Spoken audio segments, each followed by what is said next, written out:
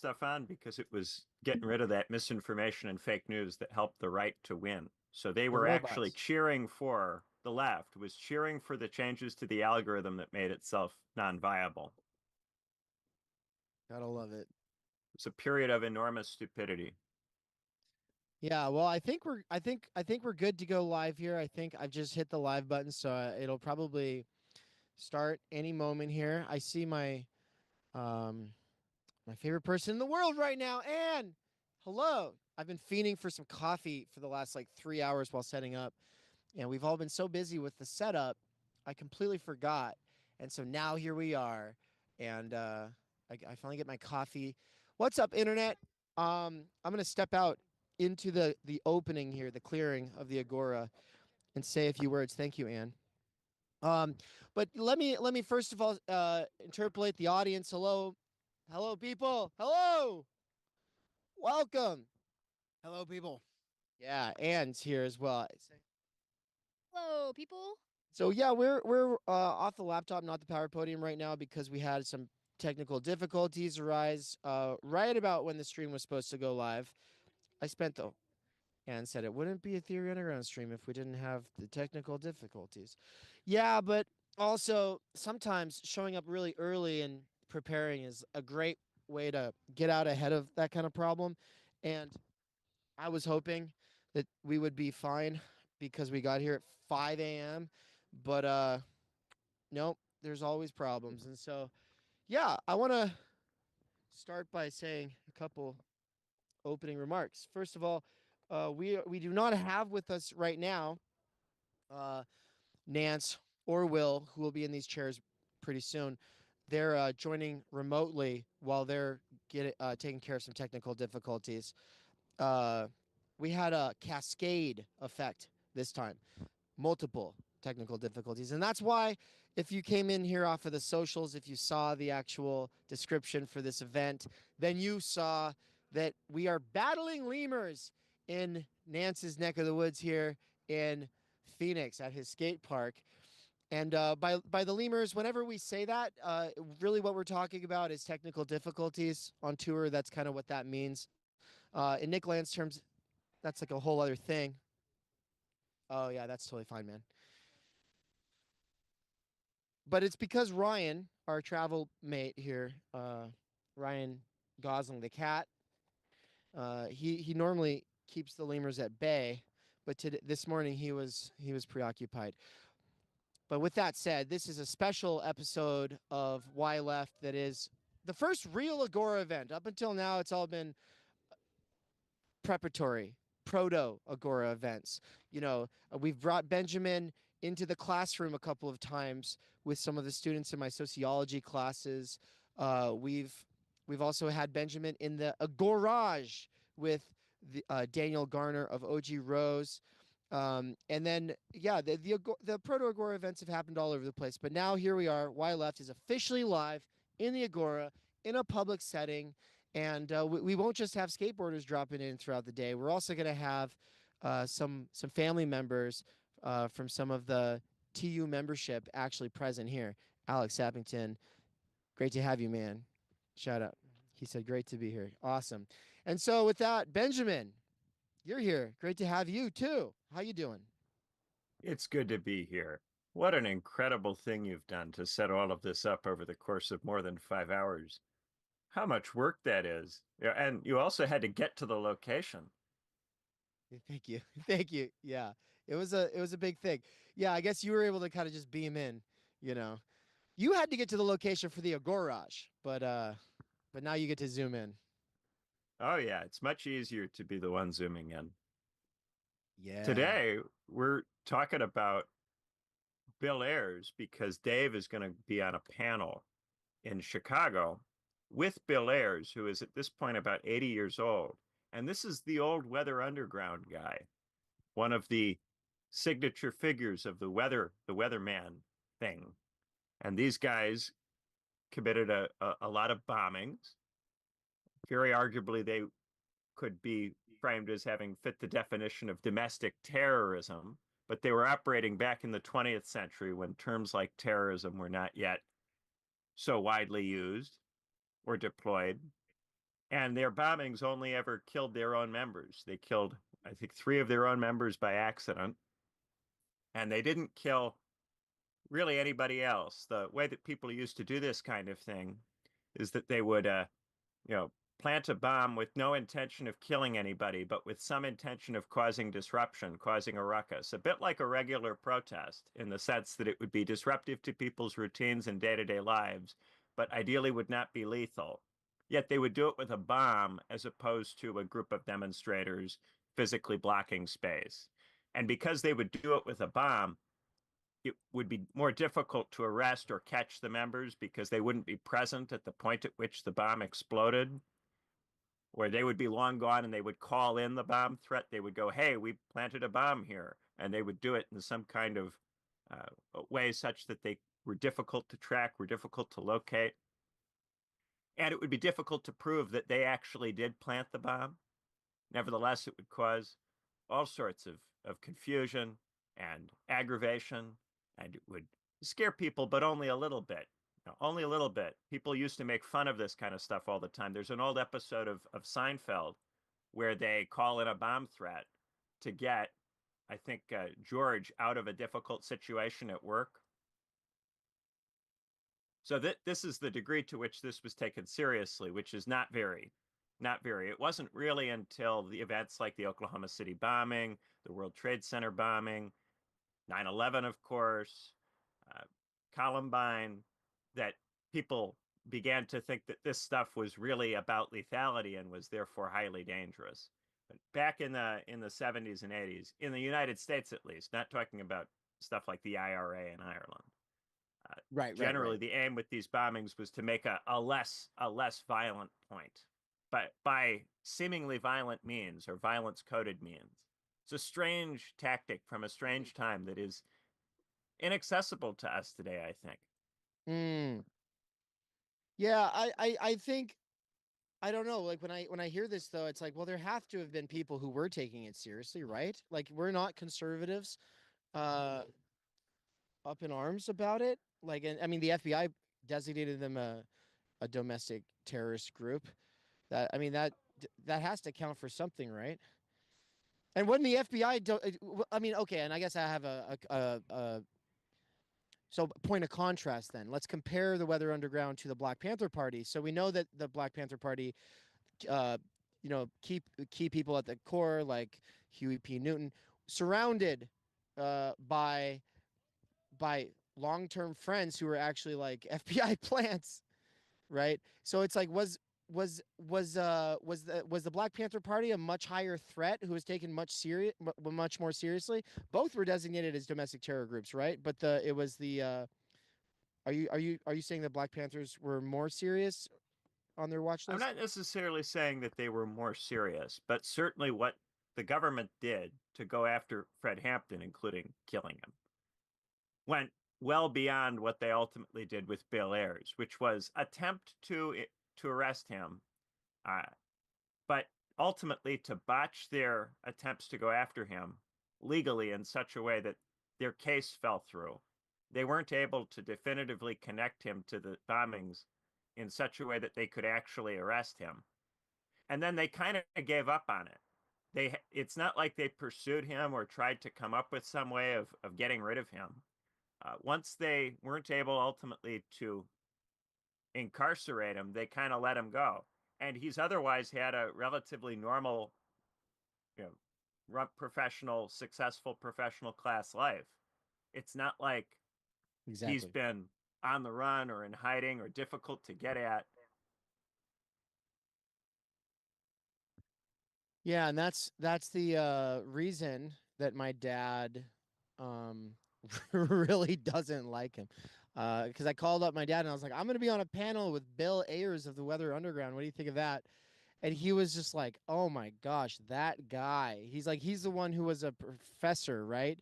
And he's like, yeah, never faced any consequences. My dad knows all the lore, which I think means that was a go-to for Rush Limbaugh.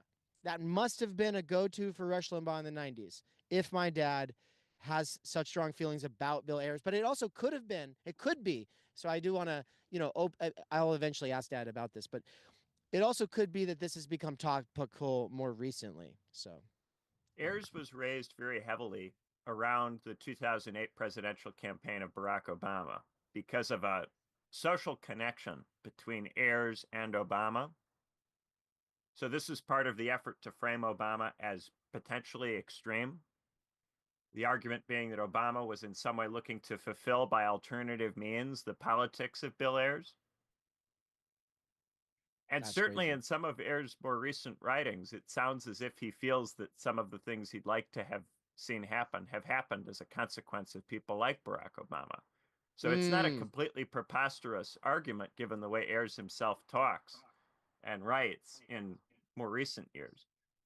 I see. Yeah, and that's actually what we were talking about doing today. So normally, folks, this is why left is usually something. I mean, in the early days, we would do an hour followed by a B-side hour, and we were then posting those I was posting those manually to all of the podcasts, and then thanks to Darren, our Chicago-based programmer, who's a volunteer who's been working with our programming team. Uh, the I think the podcasts now automatically get uploaded in a sort of but also we keep running into issues, and so he's in the process of ironing out the kinks. And so if you listen to this on Spotify and you're not listening to it the day of or the day after, and you're listening to this like weeks later wondering, well, why didn't I know about this when it came out? Well, it's because the lemurs are attacking the computer over at Darren's house, and that's because Ryan Gosling isn't there to fight them off. And so, it's all part of the lore. And you can all remember back in the good old early days of Theory Underground when we had all those technical issues, back before we got it all smoothed out. But on this note about uh, an hour or a 2 hour long stream, today's going to be special.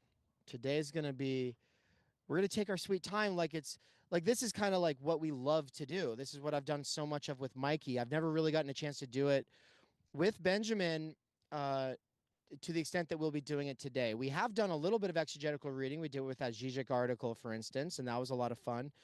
But that was a bit shorter. What we're doing today is a double feature, guys. It's a double feature. Where the first thing that we're going to be reading from exegetically is the Weather Underground Manifesto, which is called, can you read it off again? It's that Bob Dylan line. You don't need a weatherman. Yes.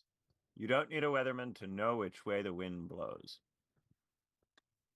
And then we'll follow it up with, as you were just talking about, Benjamin, recent Ayers, right? Because that's him when he's young and radical. Well, how about when he's older? What's his opinion now? And in preparation for meeting him next week, as Benjamin and I will be doing, we wanted to read his foreword to a collection of his essays in a book called When Freedom is in Question, or Freedom, is that what it's called? When Freedom is in Question, the answer is abolition? When freedom is the question, abolition is the answer. Reflections on Collective Liberation. That's the title. Yeah. And just from the title, you can already tell he's embracing the language of abolition, right? Abolish the police, abolish the borders, abolish the family is instantly what comes to mind when we think of that. And if that's called for or not, if that's wise, if that's a wise approach or not, that's kind of going to be part of the question today. But it should also give you all a sense that he hasn't deviated that much from his younger self. And just to give you a little bit of a spoiler alert, he kind of thinks that everything they did was awesome, right? In 2001, he said that they do not regret setting off the bombs. I mean, that's crazy to say, considering the fact that he has comrades who got blown to smithereens. By that, it's actually dark and just crazy. You don't regret setting bombs when you lost friends, and what did it all amount to? Did you actually achieve your goals? Well, what are the goals? And ultimately, what is the worldview of the Weather Underground? Let's find out for ourselves firsthand by reading it aloud. And we'll start, while I move some things around here and listen to your wonderful voice here, Benjamin. Let's start with you, and let's just do like a 3-paragraph pass, and we'll comment on it when we want to, leisurely.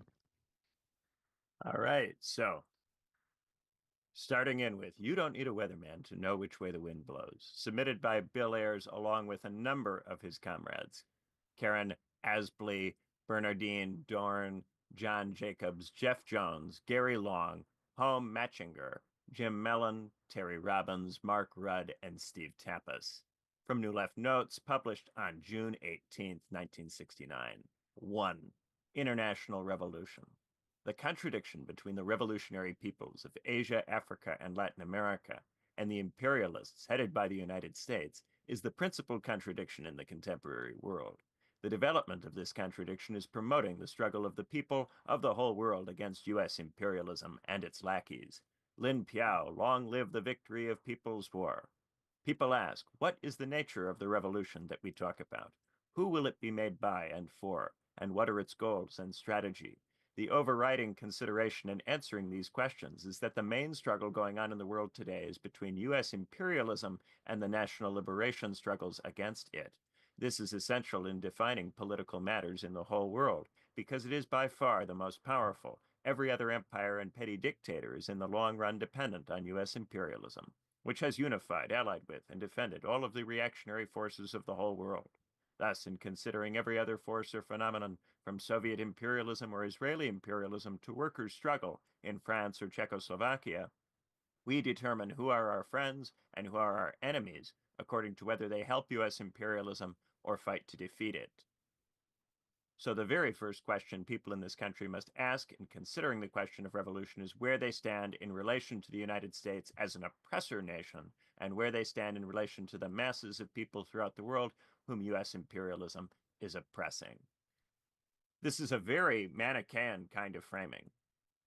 Good guys, bad guys. It's very Carl Schmitt, the Nazi jurist from the 30s. That's what I'm thinking of as I'm reading this. Enemies, friends. That is the principal distinction. Only two sides. This is the move from proletariat as revolutionary subject to the oppressed as the revolutionary subject. Right? Right. And the proletariat in Marxism has a more dynamic kind of role. It both is in various ways debilitated by capitalism, but also it's an engine for positive change. That quality is lost in the strict oppressor-oppressed dichotomy. Mm-hmm. Yeah, and by the way, I want to do a quick little shout out here. We got Rebecca, who was just on stream with us for a special episode, and Jasper yesterday. That was really cool. We'll be seeing them in Chicago. We've got other people in the chat asking if they can attend the Platypus Convention and where it will be located and what the address is, and saying that it's not publicly available or accessible. They can't find the information. I think that you can attend. I think that it is attendable, but I'll leave there's that. an actual link to that we can give people who are interested in finding out about the Platypus Convention. Are we allowed to share that right here in the chat? It's a public website, the Platypus events page. Yeah, so guys, it's not platypus1917.org or whatever. It's actually it's platypus.events, I think is what it is, right, Benjamin? Yeah, www.platypus.events will give you information about that convention. Oh, there's new details there now. They've added to the schedule. Wow. Nice. Bogdan said, Rebecca is dope. Very correct reading of Zizek and Zupancic. Yes, 100%. Absolutely. All right, let's keep going. And so, yeah, principal contradiction between the imperial core and the oppressed third world. Yeah, and, so lots of third worldism going on here. This belief that the revolution can't happen in the West, positive change can't happen in the West is finished and done with, and that therefore you have to look to some other group of people somewhere else in the world, some other kind of subject to do all of this. Which became an increasingly popular view in the late 60s and 70s. Scoot a little that way. If you just go, hold on one sec. I'm making some room here. Let's push you back and over just slightly there, Alex. But look out for that. Don't click the button that'll turn off all the power. We got to make room for Nance here. Nance is in the house. Nance is our Audible certified professional reader who just read a book for repeater of books, and so he'll get the next 3 paragraphs. But let's keep going. Thank God for Nance. Yeah. Thank God for you, bitch. Actually, thank you for you. Wait, that broke down. Never mind. Thank you, Benjamin. Thank you for you. Yeah, thank you for you.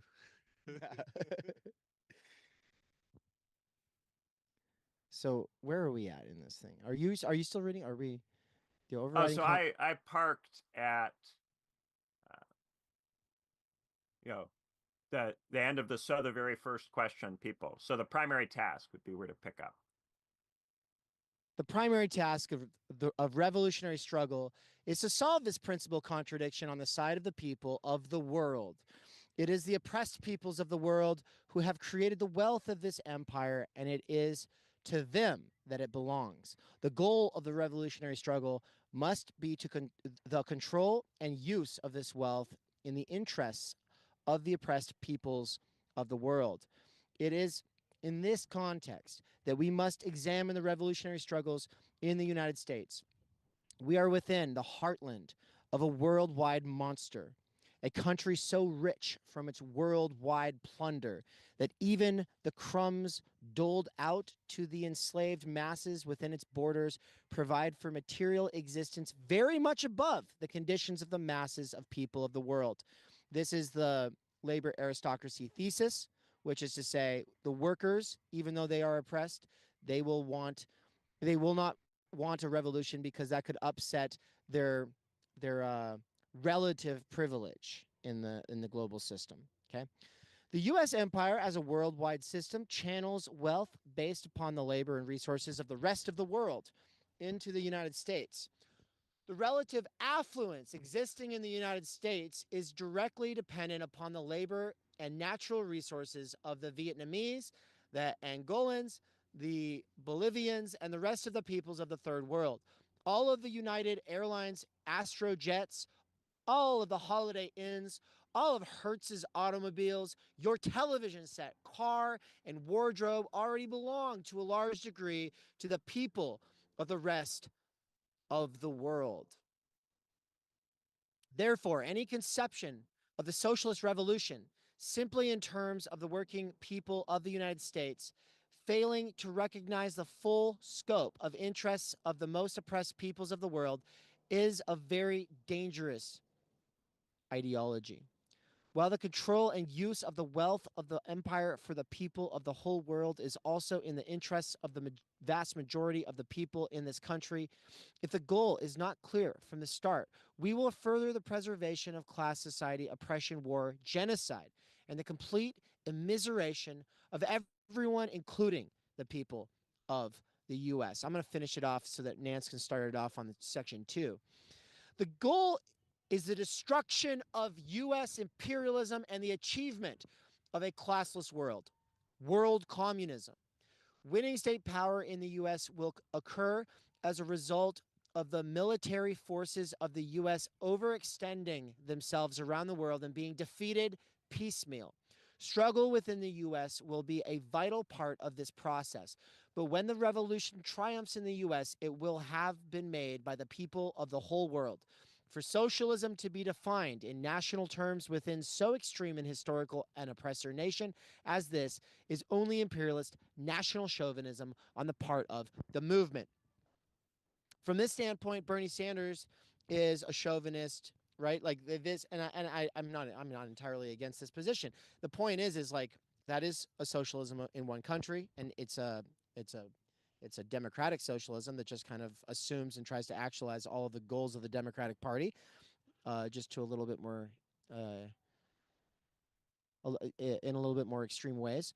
But for the most part, it's the general sentiments of your average Democrat taken to an extreme.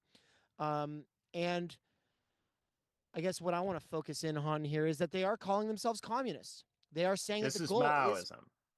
This is Maoism. That's right. They were all reading Mao's little red book as far back as the Port Huron Statement, which was about a decade earlier than this. The Port Huron Statement being the basically Students for a Democratic Society, SDS's founding document, but also the general vibe is the working class in the United States, it's reactionary, it's privileged, relatively speaking. There's no possibility for a world revolution. We must just work against the war machine here within the core and do what we can to support the third world. And it sounds very like Jackson Hinkle, very like MAGA communism, actually, right?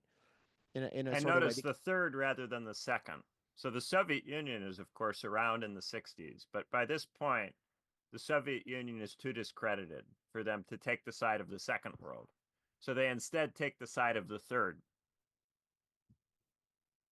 Yeah. Yeah.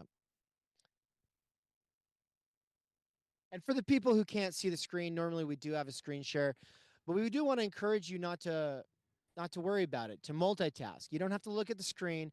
If you get distracted, if you can't follow along, you are constantly working on extending your attention span, which is a muscle, and it is the measure of your consciousness. Work on it. Get better at it. We're here for it. We're going to help you do that. We're helping ourselves do that. You can follow the threads, and if you lose them, you can pick them back up later. But remember, listening is always only a first pass. And it just gives you a sense for the landscape so you know what to come back over. And so, no, we will not be sharing screen so you can read along, but you can look it up online for yourself if you just search the title of this piece. And maybe, hey, somebody could share it in the chat. I'll even try that while Nancy's reading here. Section 2. What is the black colony? Not every colony of people oppressed by imperialism lies outside the boundaries of the U.S. Black people within North America, brought here 400 years ago as slaves and whose labor, as slaves, built this country, are an internal colony within the confines of the oppressor nation. Hold on. This is uncomfortable. Yeah. And then also, like, we can do this where we project because we kind of want to, for people walking by, but we just hold the mic further away so we don't blow it out. What this means is that black people are oppressed as a whole people in the institutions and social relations of the country, apart from simply the consideration of their class position, income, skill, etc., as individuals. What does this colony look like? What is the basis for its common oppression, and why is it important? One historically important position has been that the black colony only consists of the Black Belt Nation in the South, whose fight for national liberation is based on a common land, culture, history, and economic life. The corollary of this position is that black people in the rest of the country are a national minority, but not actually part of the colony themselves. So the struggle for national liberation is for the Black Belt and not all blacks. Black people in the North, not actually part of the colony, are part of the working class of the white oppressor nation. In this formulation, Northern black workers have a dual role. One, an interest in supporting the struggle in the South and opposing racism as members of the national minority, and as Northern white nation workers whose class interest is in the integrated socialism in the North. The consistent version of this line actually calls for integrated organizing of black and white workers in the North along what it calls class lines. This position is wrong. In reality, oh my gosh, the black colony does not exist simply as the Black Belt Nation, but exists in the country as a whole. The common oppression of black people and the common culture growing out of that history are not based historically or currently on their relation to the territory of the Black Belt, even though that has been a place of population concentration and has some very different characteristics than the North, particularly around the land question. Is that 3? Yeah. Jesus Christ. Yeah. Here we go. We got it. What do you? So yeah, but hold on. I want to, Benjamin. You just said the name of your Lord in vain. So what are you reacting to here? Yeah. Well, this idea that you have to give up the territory of the South, that he would even entertain this as a serious position with which one needs to engage in 1969, that the United States should create a statelet for Black people in the southern United States, like a Liberia out of Mississippi and Alabama or something. What a ridiculous, completely disconnected from reality thing to even entertain. And then his argument with it is not that it's completely disconnected from any kind of reality. His argument with it is that it doesn't acknowledge the degree to which also, in some sense, all of the North belongs to this state. But then he runs away from what he's actually said by going, but it has different territorial implications up there. So he's completely confused and has no idea. Well, not just him, but this whole group of people, they have no idea what they're talking about. Yeah, and I've heard people say stuff like that. In fact, just in 2020, right, with George Floyd protests, I remember when people were making calls, Black nationalist calls like this, and I remember being like, you want an ethno-state in the U.S.? Are you sure about that? Because I was like thinking, I was like, you don't like Israel, right? You don't like Israel, right? You call that an ethno-state? They're thinking in terms of national liberation, so of course they do want ethno-states. You have to move people. You have to move people to do an ethno-state. That's what the Germans tried to do, was move people, and then no one wanted to take them. And then they were like, well, what are we going to do about these people? Like, this is literally what happened. They were like, oh, we need our own place. Everyone needs their own place. Hitler was like, Jews need their own place. We'll give them Israel. Like, that's literally what happened. And then they have the audacity in here to be talking about Israel being an oppressor nation. But then they're going to turn right around and say, yeah, let's create another one. Let's just use the U.S. empire to build ethno-states. And then and by the way, I mean, I always like to say I would have probably been one of these people back then. I don't know, maybe. But in 2020, people were repeating these lines. And I remember that's when I got really, really pessimistic. I was like, we didn't learn anything. Nothing. Yeah, and that's me in the past tense saying we. That's why I don't use this we anymore, is because I think it's a we that if you say we the left and you mean like this more noble sense, this historical sense, well, how do you extricate it from this kind of thing, right? Considering the fact that the overwhelming majority of people in 2020 were all on this like, yes, Black national liberation in the U.S. bandwagon. It's like, what are you talking about? You want to create a state of Israel for Black people. That's crazy. It's completely nuts. And then you wonder why people don't like the left. Yeah. Anne is trying to find the actual link here. Let me tell you all. So if you are in the Discord, in the public forum, there's a post where it says, I will be on a panel with Bill Ayers. And then I shared the PDFs there, but also I'm currently, if my phone won't die before I get there, trying to share it into the live stream chat here as well. Which reading is this? The Weather Underground PDF or the When Freedom is the Question? Yeah, not the Weather Underground one. Yeah. Yeah, this is the Weather Underground thing. Not too hard to find online. I'm sharing the download link for you all right here. I think that this download link I just shared into the live stream chat will also work for folks to download the PDF for the one we're currently reading. By the way, shout out to David Powers. Great to see you. Hope to see you when we're in Chicago next week. We've got 38 live viewers. That's fantastic. Pretty soon, hopefully, we'll also have some people who will drop on by. We'll see.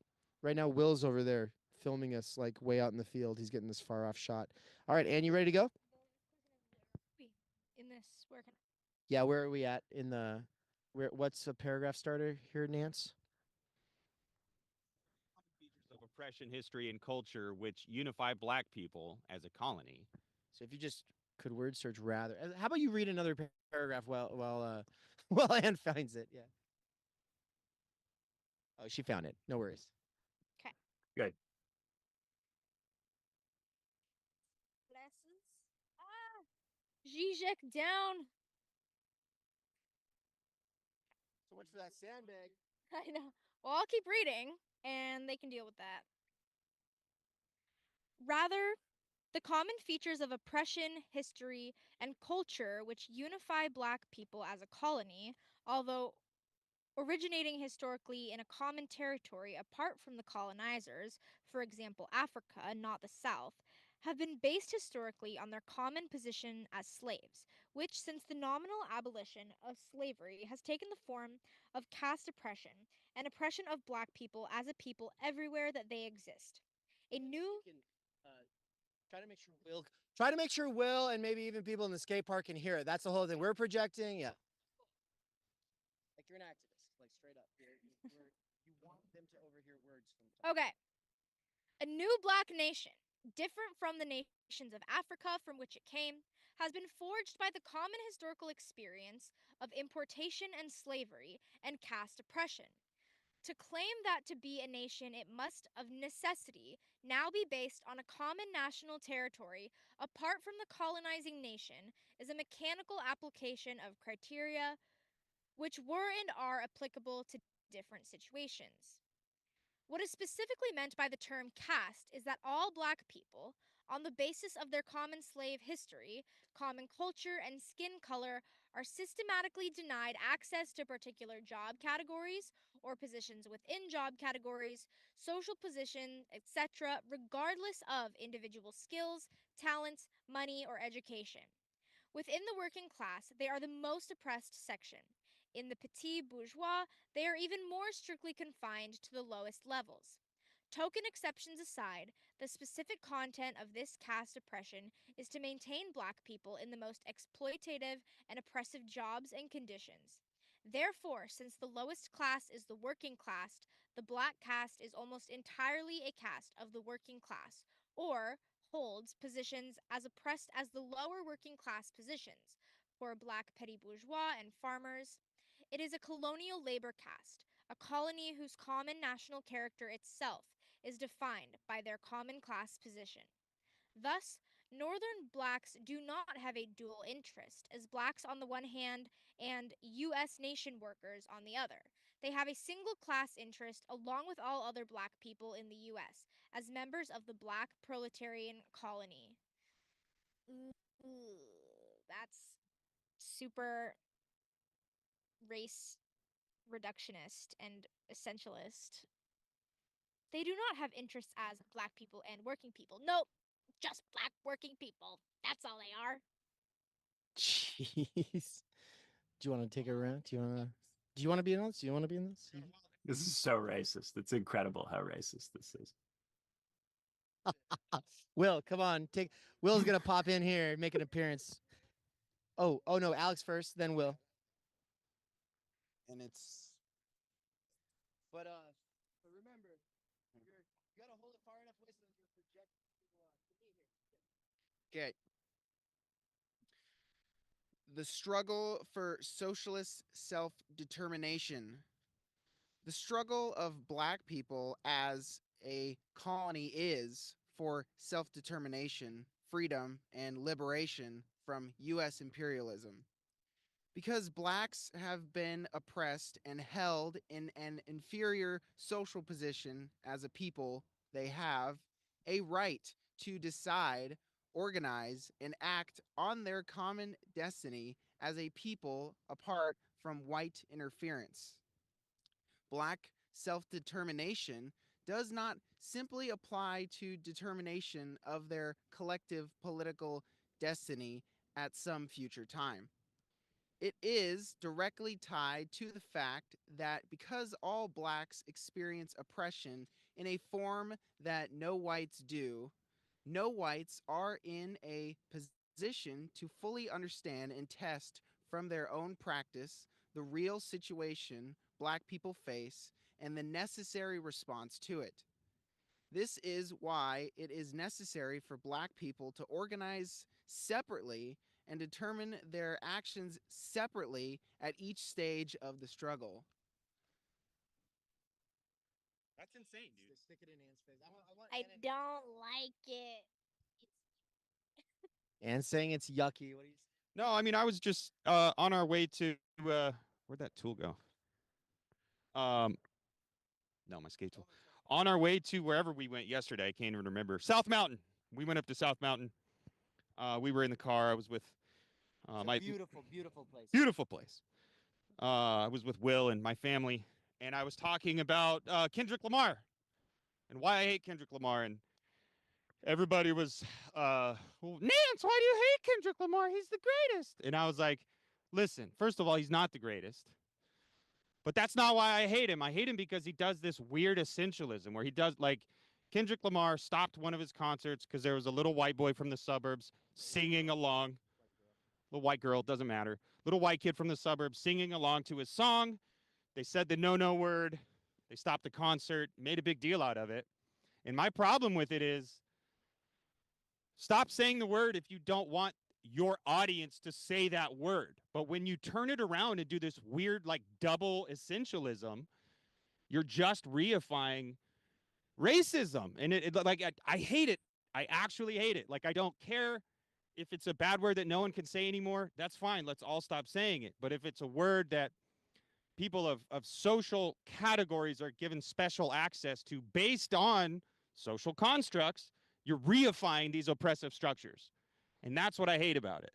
I hate it. I actually hate it. It makes me furious. So just last night we were talking about this in the car, and it's insane that serious people, serious Marxists, think this way. It's crazy. It's infuriating. It's incredible this- that we even have to waste time on it. It has not become any less relevant since the 70s. Isn't that insane? How pervasive this all is actually in every organizing space. So the person who was trying to organize the Boise Eco Village back between 2015 and 2019, when she quit doing it because she had spent all that time putting in her entire life's effort into making that eco village a thing.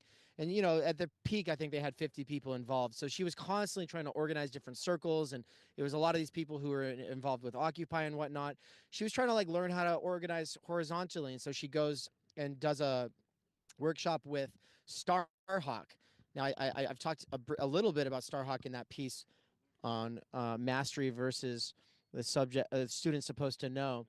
Yeah, in that piece. But I don't think I told this story, but basically she goes to try to, like, learn how to organize or whatever in this sort of new left style. But there was, like, 3 black women who came to this thing, and there was, like, 20 people who were paying to be there or whatever. And these 3 black women were, like, basically stood up and said, we have to self-organize, and you all have to, like, separate yourselves from us and wait for us to make our demands, because this whole syllabus, this whole plan for our escape, our retreat, our workshop, the whole plan for it was drafted by Starhawk, a white woman.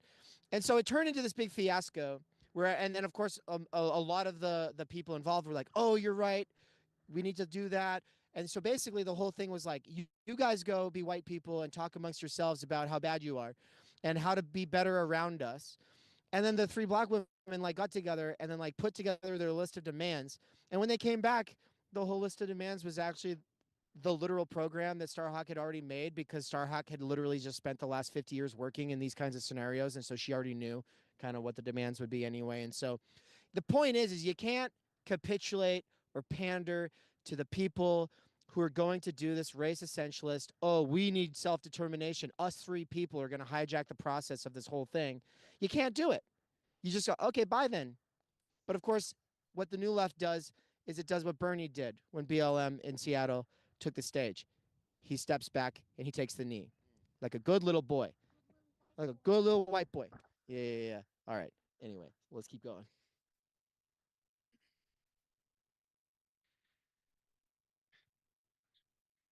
Can't believe what I'm reading. It is important to understand the implications of this. It is not legitimate for whites to organizationally. Okay. Legitimate for whites to organizationally intervene in differences among revolutionary black nationalists.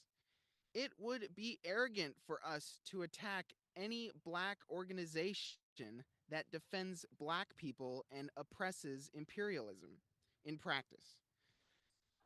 Like, they could be saying they could be like anti-Semitic and be like, we're black nationalists, we want to kill all the Jews. But according to this logic, you can't step in and say anything about it. And that's funny you say that because Louis Farrakhan was a big time anti-Semite.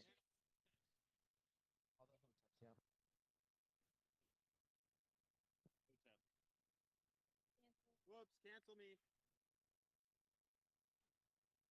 But it is necessary to develop a correct understanding of the Black liberation struggle within our own organization, where an incorrect one will further racist practice in our relations with the Black movement.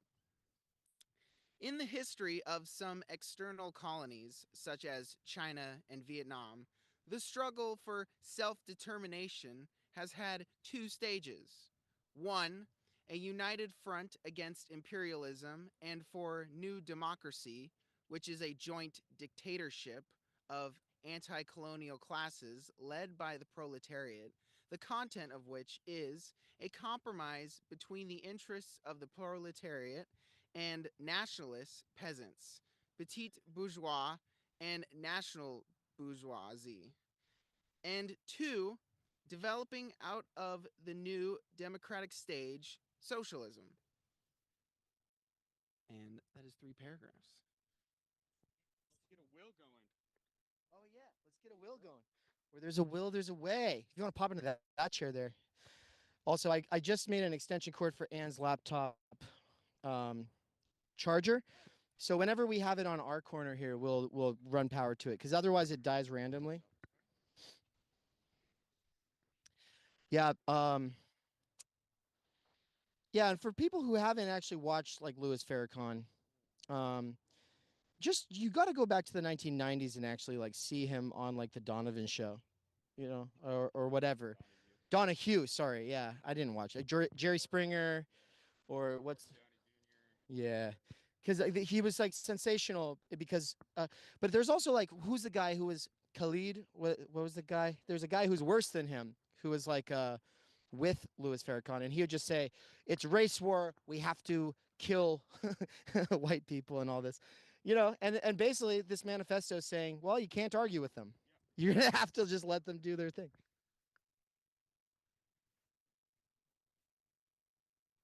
However, the black liberation struggle in this country will only have one stage. The struggle for self-determination will embody within it the struggle for socialism. As Huey P. Newton has said, in order to be a revolutionary nationalist, you would of necessity have to be a socialist. This is because given the caste quality of oppression as a people through a common degree of exploitation, self-determination requires being free from white capitalist exploitation in the form of inferior lower caste jobs, housing, schools, hospitals, prices. In addition, only what was or became in practice a socialist program for self-determination, one which addressed itself to reversing this exploitation, could win the necessary active mass support in the proletarian colony. The program of a united front for new democracy, on the other hand, would not be as thorough, and so would not win as active and determined support from the black masses. The only reason for having such a front would be where the independent petty bourgeois forces which it would bring in would add enough strength to balance the weakening of proletarian backing. This is not the case. First, because much of the black petty bourgeois is actually a comprador petty bourgeois, like so-called black capitalists who are promoted by the power structure to seem independent, but are really agents of white monopoly capital, who would never fight as a class for any real self-determination. And secondly, because many black petty bourgeois, perhaps most, while not even having a class interest in socialist self-determination, are now close enough to the black masses in the oppression and limitations on their conditions that they will support many kinds of self-determination issues, and especially when the movement is winning, can be won to support full socialist self-determination.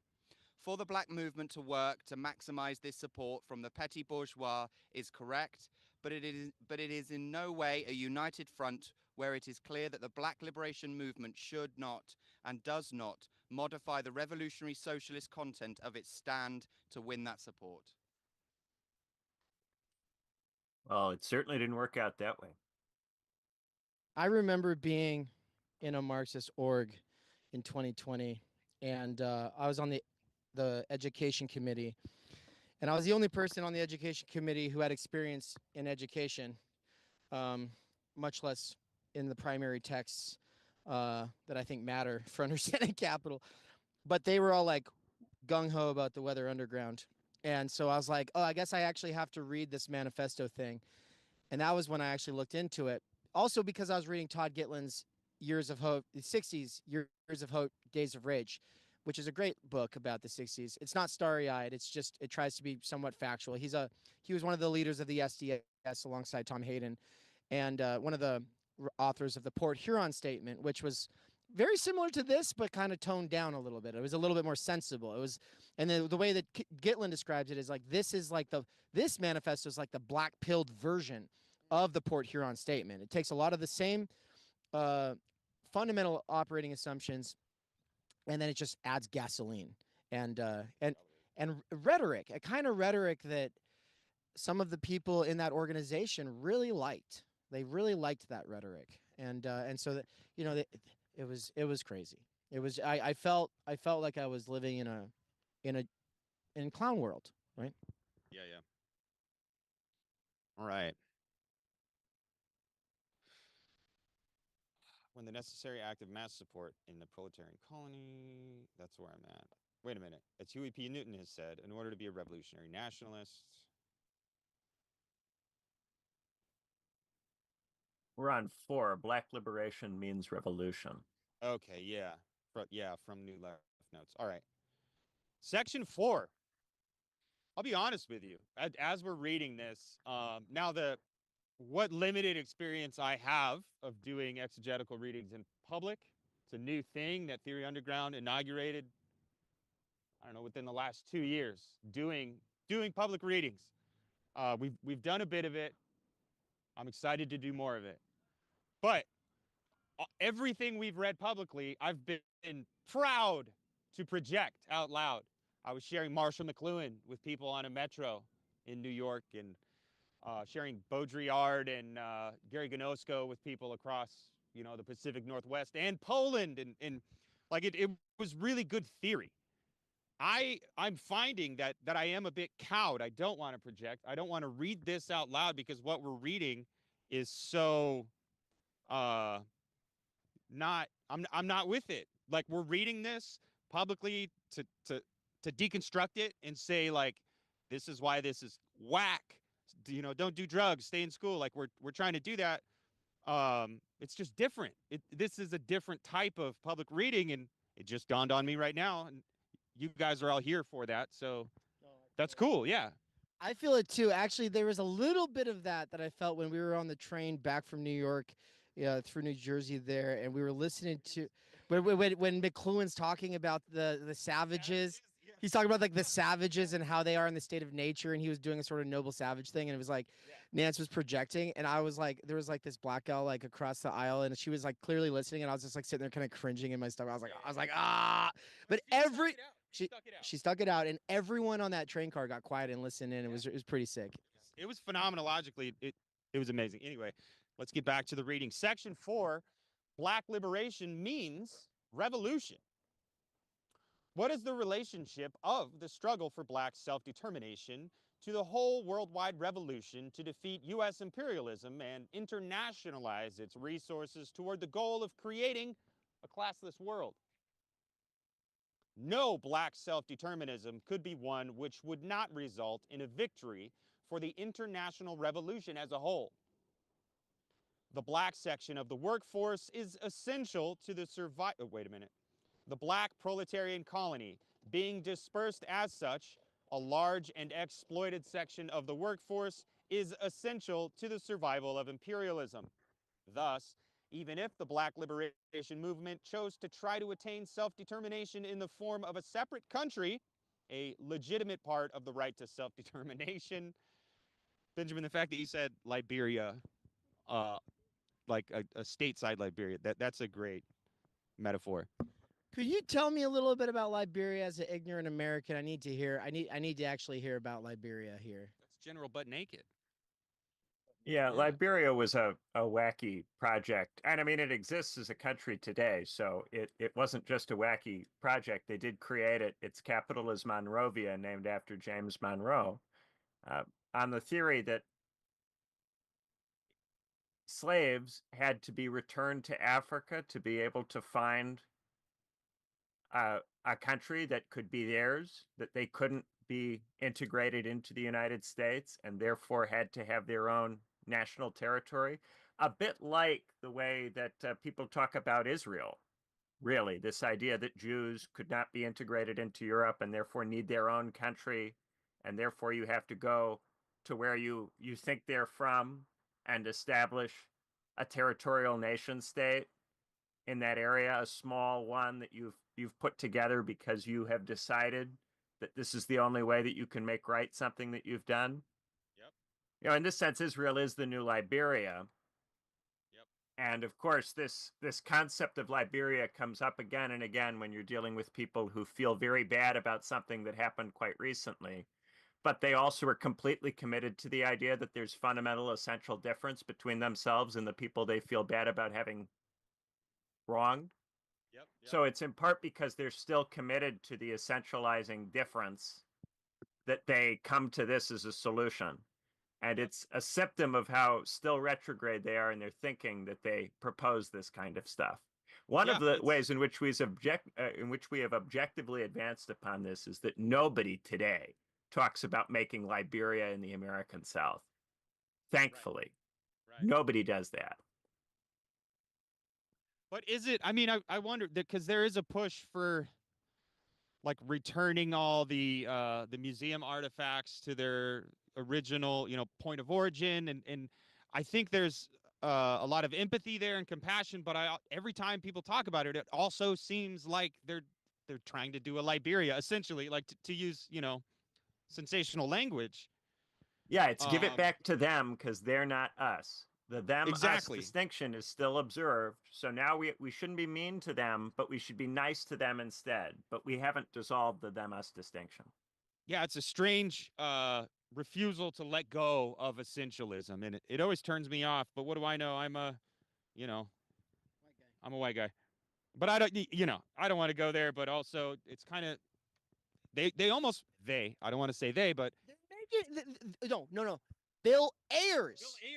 Bill Ayers is making you be a white person. Yeah. That's what I fucking hate about new leftoids. You're white. Like their reductionism is I'm supposed to play a role as a little puppet, do a little song and dance for them because they see me as primarily my skin color. Yeah, Part of what's really awful about something like this is that we disagree with this, and we know that we disagree with it. And yet, when you spend a bunch of time reading something like this, it tries to impose its concepts on you, and you have to react in some way to the imposition. Yes. Exposure to it, no matter how smart you are, no matter how much you've read or how much you know about all the other stuff out there, exposure to it has a negative effect on you. Yeah. And it does result in people becoming white nationalists. Yeah. And it's hypothetical. the people who believe that ideas are like viral genes that just proliferate and that they have to be controlled by some kind of censoring apparatus because people are susceptible to dangerous ideas that will get inside of regular dumb people and then take over them. The people who believe that are simultaneously proliferating a racialized reductionist frame that creates white nationalists because it interpolates people as white people. So I break out of it, but in the mode of engaging with it, it's just like, oh my God, guys. But then afterwards I can deconstruct it and I can extricate myself from that whole game. Thankfully. It feels gross while we're playing it. It feels gross while we're playing it, and the fact is not everyone's got the tools in their toolkit for deconstructing their way out of it, because a lot of people just think, oh yeah, we're just white people, we should all get along, but we're white people. And then someone comes along and says, you see yourself as a white person? And the person's like, yeah. Okay, well then you have special responsibilities. now you have to take the knee or whatever. And it's like, there's no such thing as reason between races in this document. There is no such thing as reason. We cannot make appeals to reason or the universal or try to get outside of our particularity, which I'm not saying refuse or negate your particularity, but you're supposed to, from particularity, work towards the universal. And they're saying no. They're saying no. Yeah, no because they're reason. thinking in terms of national liberation. So they're always thinking in terms of discrete, separate difference. It's always Yes. difference, always essentialized difference from the very Yes. beginning. So even Yes. before they start talking about Black people or race, they're already beginning in this third worldist national liberation narrative, which creates total essentialized difference. Yes. Yeah. All right, let's get back at it. Thus, even if the Black liberation movement chose to try to attain self-determination in the form of a separate country, a legitimate part of the right to self-determination, existing side by side with the U.S., imperialism could not survive if they won it, and so would never give up without being defeated. Thus, a revolutionary nationalist movement could not win without destroying the state power of the imperialists. And it is for this reason that the Black liberation movement, as a revolutionary nationalist movement for self-determination, is automatically in and of itself an inseparable part of the whole revolutionary struggle against U.S. imperialism and for international socialism. However, the fact that Black liberation depends on winning the whole revolution does not mean that it depends on waiting for and joining with a mass white movement to do it. The genocidal oppression of Black people must be ended and does not allow any leisure time to wait. If necessary, Black people could win self-determination, abolishing the whole imperialist system and seizing state power to do it. I mean, it's just absurd that Guatemala, all of South America, all of India, is this Black nationalist denying that worldwide slavery exists? You couldn't do that. I don't know. Anyway, Blacks could do it alone if necessary because of their centralness to the system economically and geomilitarily, and because of the level of unity, commitment, and initiative which will be developed in waging a people's war for survival and national liberation. However, we do not expect that they will have to do it alone, not only because of the international situation, but also because the real interests of masses of oppressed whites in this country lie with the Black liberation struggle, and the conditions for understanding and fighting for these interests grow with the deepening of the crises. Already, the Black liberation movement. Hold on. To Burhane in the chat saying rejecting your particular identity in order to speak for humanity is a white people thing. Ironically, yeah. Very interesting point. I'd like to hear other people's thoughts on that. All I'll say for now is, welcome. You clearly haven't been around much, and you obviously have a difficult time hearing my words because I even stopped myself and stipulated what I was saying. I said you do not reject or negate your particularity. You bring it into dialectical conversation with the universal, and through that you can have you can actually do reason with people. This document saying that's not possible. And then also to the person who said he's so triggered by this. Yeah, actually, it's racist. And not only is it racist, which by the way, I mean, fair enough, whatever. I'm open to all possibilities here. If this is true, I'm open to it. But I care about large-scale structural change. These people supposedly do as well. This approach, which is triggering to rational, normal, regular, working class people all across the globe, yes, it is something that we should be up in arms about because it has not gone anywhere since the 70s except to implode every attempt to organize anything except for the fucking dipshits on the internet who think Chaz was revolutionary. Fucking loser. Make sure we watch our language. Oh, okay. Yeah, there's going to be families out here. Yeah, I'm sorry. I forgot. We will have children around in a little while. They're gonna be playing soccer in the background. And all kinds of other fun stuff. I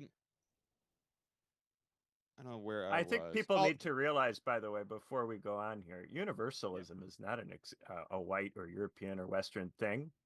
You think that Islam isn't universalist? You think that right, Gandhi wasn't a universalist? You think that right. yeah, Buddhism isn't universalist? People don't know anything about the rest of the world, and that's why they say things like this. Right, right. Well, and I mean, it is convenient, and everybody wants to do this contradistinction thing. And on the internet, people want to say, look at those people. They're loud, they're triggered, they're reactionaries. Like, I fully understand it, and I even empathize with you, person on the internet in the live chat, saying, look at how triggered that guy is. I get it, dude. And I mean, if you're willing to stick around and actually listen to what's being said and what's trying to be accomplished here, good for you, dude. But like, it is this thing where, oh, I'm better than you. I'm not triggered, and oh, you're actually just a little white boy, and I'm gonna diminish. Like, come on, guy. That's why we're doing what we're doing. I get it, but you're absolutely right, Benjamin. Like, universalism is universal.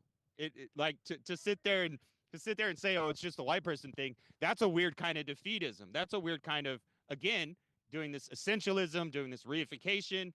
And I think it's an excuse to not do anything. I think it's an excuse to sit at home and watch Twitch or watch YouTube or read books and claim that you're a radical, but never do anything. Never go across the country and try to interact with people with whom you may disagree, but you understand that you may have something to learn from them. But I get it, man. I get it. I'm not yelling at you, live chat person. I empathize with you. I hope you stick around. I hope you keep your ears open. But it is odd and strangely defeatist, and I think it's hypostitional to say things like universalism is a white person thing. They see so little potential that the most good that they think that they're going to be able to get out of any of this is the dunk and the catharsis of the dunk. They don't think they're going to get anything. That they're not evaluating this in terms of whether it can deliver anything. It's just here's an opportunity to get a dunk, and that's the most that they imagine they can get from any kind of engagement with anything political. For sure. And you know what, man? I think that's the world for so many people for so long now. And I don't blame people for living in that world. I will blame people, though, for coming into a space where we're aware of that, where all this is just games and a little bit of catharsis, a little bit of edification, a little pressure relief valve, so you can say the thing and dunk on the person. Like, we're trying to overcome that here at Theory Underground. So don't come in here and try to turn it into just another, place where you score internet points. But it's a great example of why this stuff has been dominant to the degree that it has. It's because people who use this language think that because they have this language and they understand this theory, that they're entitled to dunk on people who don't use the language, who don't understand the theory, or don't vibe with it, or don't react to it in the way that they do. Yeah, yeah. And the whole Cultural Revolution was a bunch of kids who thought they had a correct worldview, repeatedly dunking on other people, and able to do it because they were menacing them in a way that terrified them in these struggle sessions.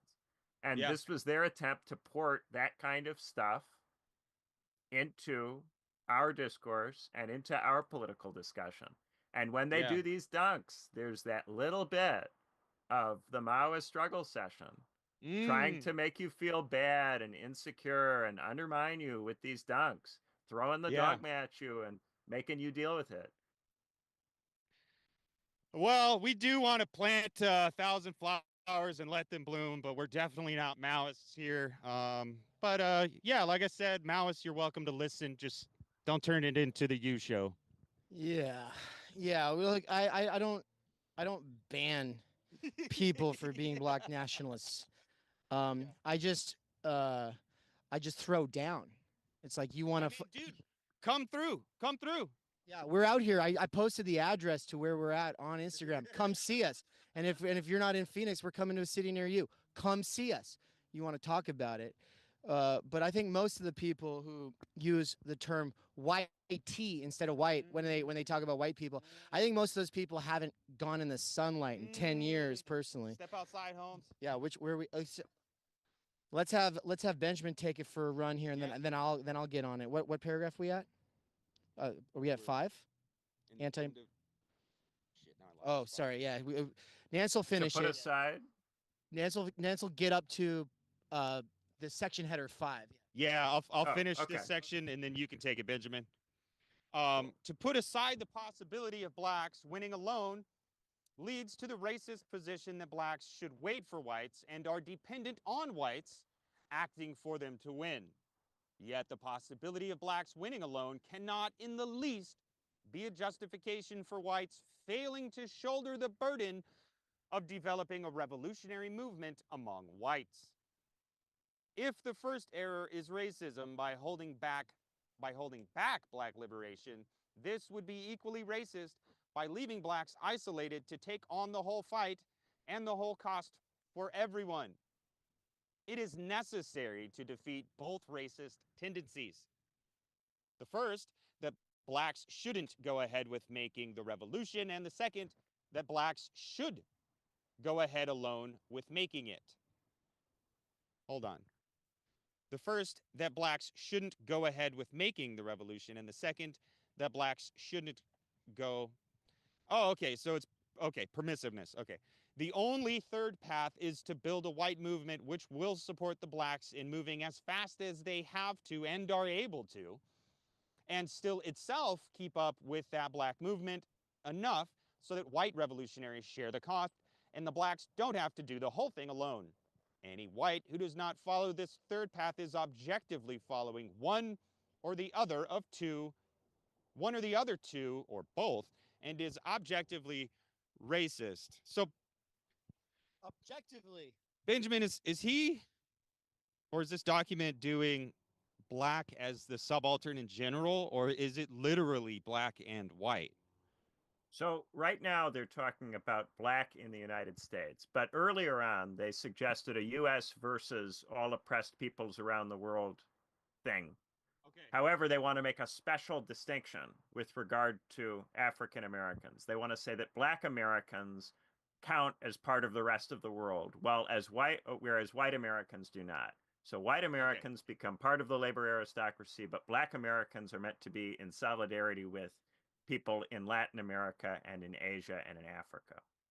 I'm so sorry, dude. It feels. Heidegger in the Black Notebook says that he is not biologically racist or scientifically racist, but he's spiritually racist. He doesn't quite say it, but that's what he's actually doing. Yeah. This feels like spiritual racism in the grossest way. No, yeah, it's Jewry, except it's white. It's instead of saying Jewry, you're saying whitery. Is essentially what we're talking about. So, all right, Benjamin, from the top of section 5, anti-imperialist revolution in the United Front. All right. Since the strategy for defeating imperialism in semi-feudal colonies has two stages, the new democratic stage of a united front to throw out imperialism, and then the socialist stage, some people suggest two stages for the US too, one to stop imperialism, the anti-imperialist stage, and another to achieve the dictatorship of the proletariat, the socialist stage. It is no accident that even the proponents of this idea can't tell you what it means. In reality, imperialism is a predatory international stage of capitalism.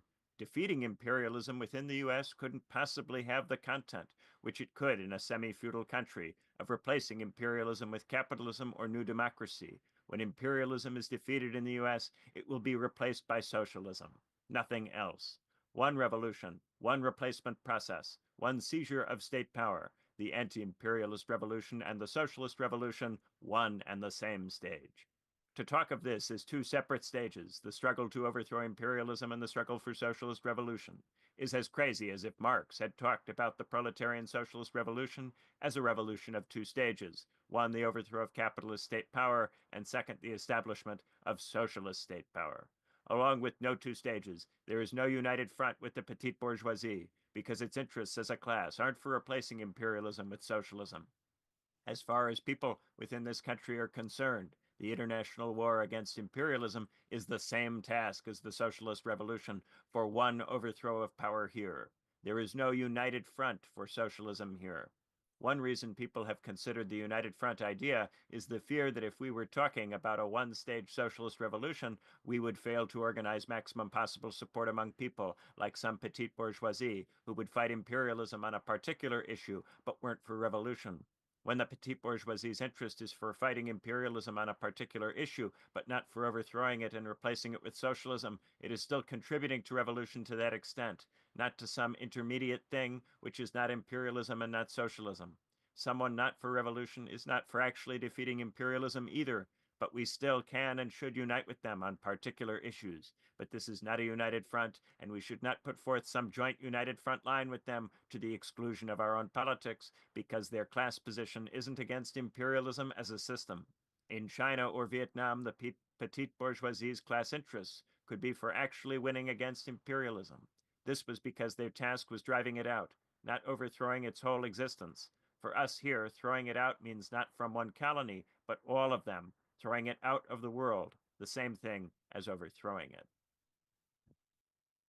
So this whole two-stage thing, they're against the idea of like two stages, and but could you maybe say something about how that relates to the United Front? Because there's a United Front versus the Popular Front, and that's the distinction between basically Stalin and Stalin on the side of the Popular Front, Trotsky on the side of the United Front. And the Popular Front works with the bourgeoisie, whereas the United Front does not work with the bourgeoisie. And then that's my understanding. Could you say how this relates? I'm confused with what they're trying to say here. Well, so that he's talking specifically about no united front with the petite bourgeoisie here. So the idea is that while you might be able to work with the small business owners on particular issues where the small business owners happen to have anti-imperialist positions, that you nonetheless can't regard the small business owners as something you can unite with at the level of class. And this is because ultimately they won't back the revolution. And relatedly, the claim here is that you can't make a distinction between anti-imperialism and socialism. So just because it might seem as if some class is anti-imperialist, that doesn't make that class for socialism. And since you can't distinguish between anti-imperialism and socialism ultimately, any class which isn't for socialism is only occasionally anti-imperialist in specific situations, and therefore isn't amenable to a proper front. And for people who are pretty new to all this class speak, petty bourgeois, right, usually means small business owners, but they're between somewhere between like maybe right before Lenin and you know this new left period, petty bourgeois became an all-encompassing term for anyone who's not a capitalist but isn't like a standard proletarian, and therefore it also includes the college students and professors. So this is before Barbara Ehrenreich makes the distinction in her piece with her husband on the professional managerial class. So they're not just talking about small business owners. They are implicating themselves. They see themselves as petty bourgeois, right? That's a good point, Dave. Yes, that's correct. At this time, that language is being used in a much more inclusive way to discuss what we would now call the professional class, along with the small business owners. And is he saying that they are the enemy? Like, is that coming through? Like, is he doing an essentialism where he's like, these people will never never identify with international emancipation, so they are necessarily on the side of capital, or like, is that what he is being as said? a class, Yeah. you can't ally with them, though you might Okay. find temporary cooperation possible on particular set issues. So That's did the he point. say, he said earlier that these people are already compromised, or was that a different category in Yes, class? well, he was talking about, first he talked about the white proletariat in the United States, which, right. which he thinks is to some degree compromised. And then, of course, Okay. he also then thinks that any kind of special worker who wouldn't be classical industrial Yep. proletariat, they're going to be further compromised for additional reasons on Right. this view. I golly, there's so much there, and that's actually a point part of the post-class fractured mass, like we no longer have nothing to lose but our chains. So I don't know. There will be some good discussion, kind of discussing the stratification in the working class versus the proletariat, blah blah blah, this and that. There's some exciting conversation coming soon. I want to say that this stuff makes the John Birch Society and James Lindsay and people like that actually have a leg to stand on. This is where what they call Marxism becomes race Marxism. This is what they're talking about. And so when people try to, like, especially Marxists, especially Swoletariat, calling you out, bro, whenever they talk about, well, that's not Marxism. Well, it's like, yeah, but you know who dominates the scene on the American left? It's this shit. And so when James Lindsay's talking about it, like, there is a line of continuity to this. You can't rewrite history. Like, this has a profound influence on every space where you try to organize people who are left coded in the US. This is, and it has to be condemned. We have to actually condemn this stuff. This stuff is not just some people getting a little bit out of hand. This is not what we're about, and we have to condemn it. Right. And anyone who's left who doesn't condemn it is enabling or participating or setting themselves up for infiltration and seizure by these kinds of people. And at which you might as well just, like, put a sign on the front door that says Nazi infiltration, welcome. Like, you might as well just do that. No girls allowed. Yeah. Yeah. Say that again. We're the He-Man woman haters. No girls allowed. Yeah. Essentially, I mean, you know, in so many words. It's essentially horrible. Our representative woman here, the woman who represents all women here. Represent all women. Yeah, Anne is literally crocheting. Could you be any more stereotypical? Yeah, no, it's amazing. Actually, it's the coolest thing in the world. So, all right, I'm gonna read section 5 here. International strategy. And then after that, I'm gonna go try to find Will a hat because he keeps getting these shots out in the sun. I don't want him to get sunstroke. All right, what is the strategy of this international revolutionary movement? What are the strategic weaknesses of the imperialists which make it possible for us to win? Revolutionaries around the world are in general agreement on the answer, which Lin Pao describes in the following way. U.S. imperialism is stronger, but also more vulnerable than any imperialism of the past. It sets itself against the people of the whole world, including the people of the United States. Its human, military, material, and financial resources are far more sufficient for the realization of its ambition of domination over the whole world.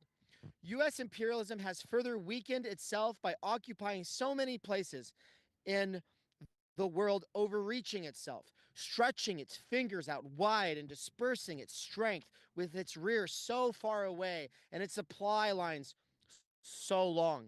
Long live the victory of the People's War. The strategy which flows from this is what Che called creating 2, 3, many Vietnams, to mobilize the struggles to mobilize the struggle to sharply in so many places that the imperialists cannot possibly deal with it all. We just go around starting fires is essentially the idea there. Since which, by the way, I mean, if you're young and you just want to throw they're bricks still at arguing things, for that. They're still arguing that Ukraine and Gaza, imperial overstretch, they still make these kinds of arguments. They still think in this way. They do. Since it is essential to their interests, they will try to deal with it all and will be defeated and destroyed in the process. In defining and implementing the strategy, it is clear that the vanguard, that is, the section of the people who are in the forefront of the struggle and whose class interests and needs define the terms and tasks of the revolution, of the American Revolution, is the workers and oppressed peoples of an American Revolution was in quotes, by the way. So the real American Revolution is the workers and oppressed peoples of the colonies of Asia, Africa, and Latin America. Because of the level of special oppression of black people as a colony, they reflect the interests of the oppressed people of the world from within the borders of the United States. They are part of the third world and part of the international revolutionary vanguard. So that's right, the person you went to school with, who's just like you, grew up on Nickelodeon, skateboards, listens to all the same stuff that you listen to, probably in all major ways is as American as you are, and therefore as structurally stultified and functionally illiterate as you are, is actually your master.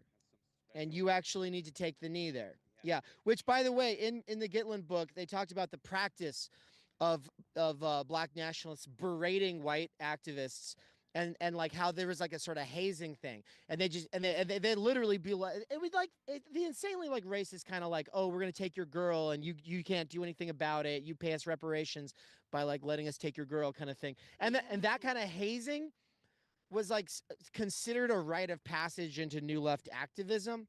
And I've had a couple black guys try to do it to me. I've had a couple black women try to do it to me, and it's actually insane. Because I don't really go for it, but I can kind of like I can kind of like, have I could it I it's interesting. It's never been on camera. It was all before I was on the internet.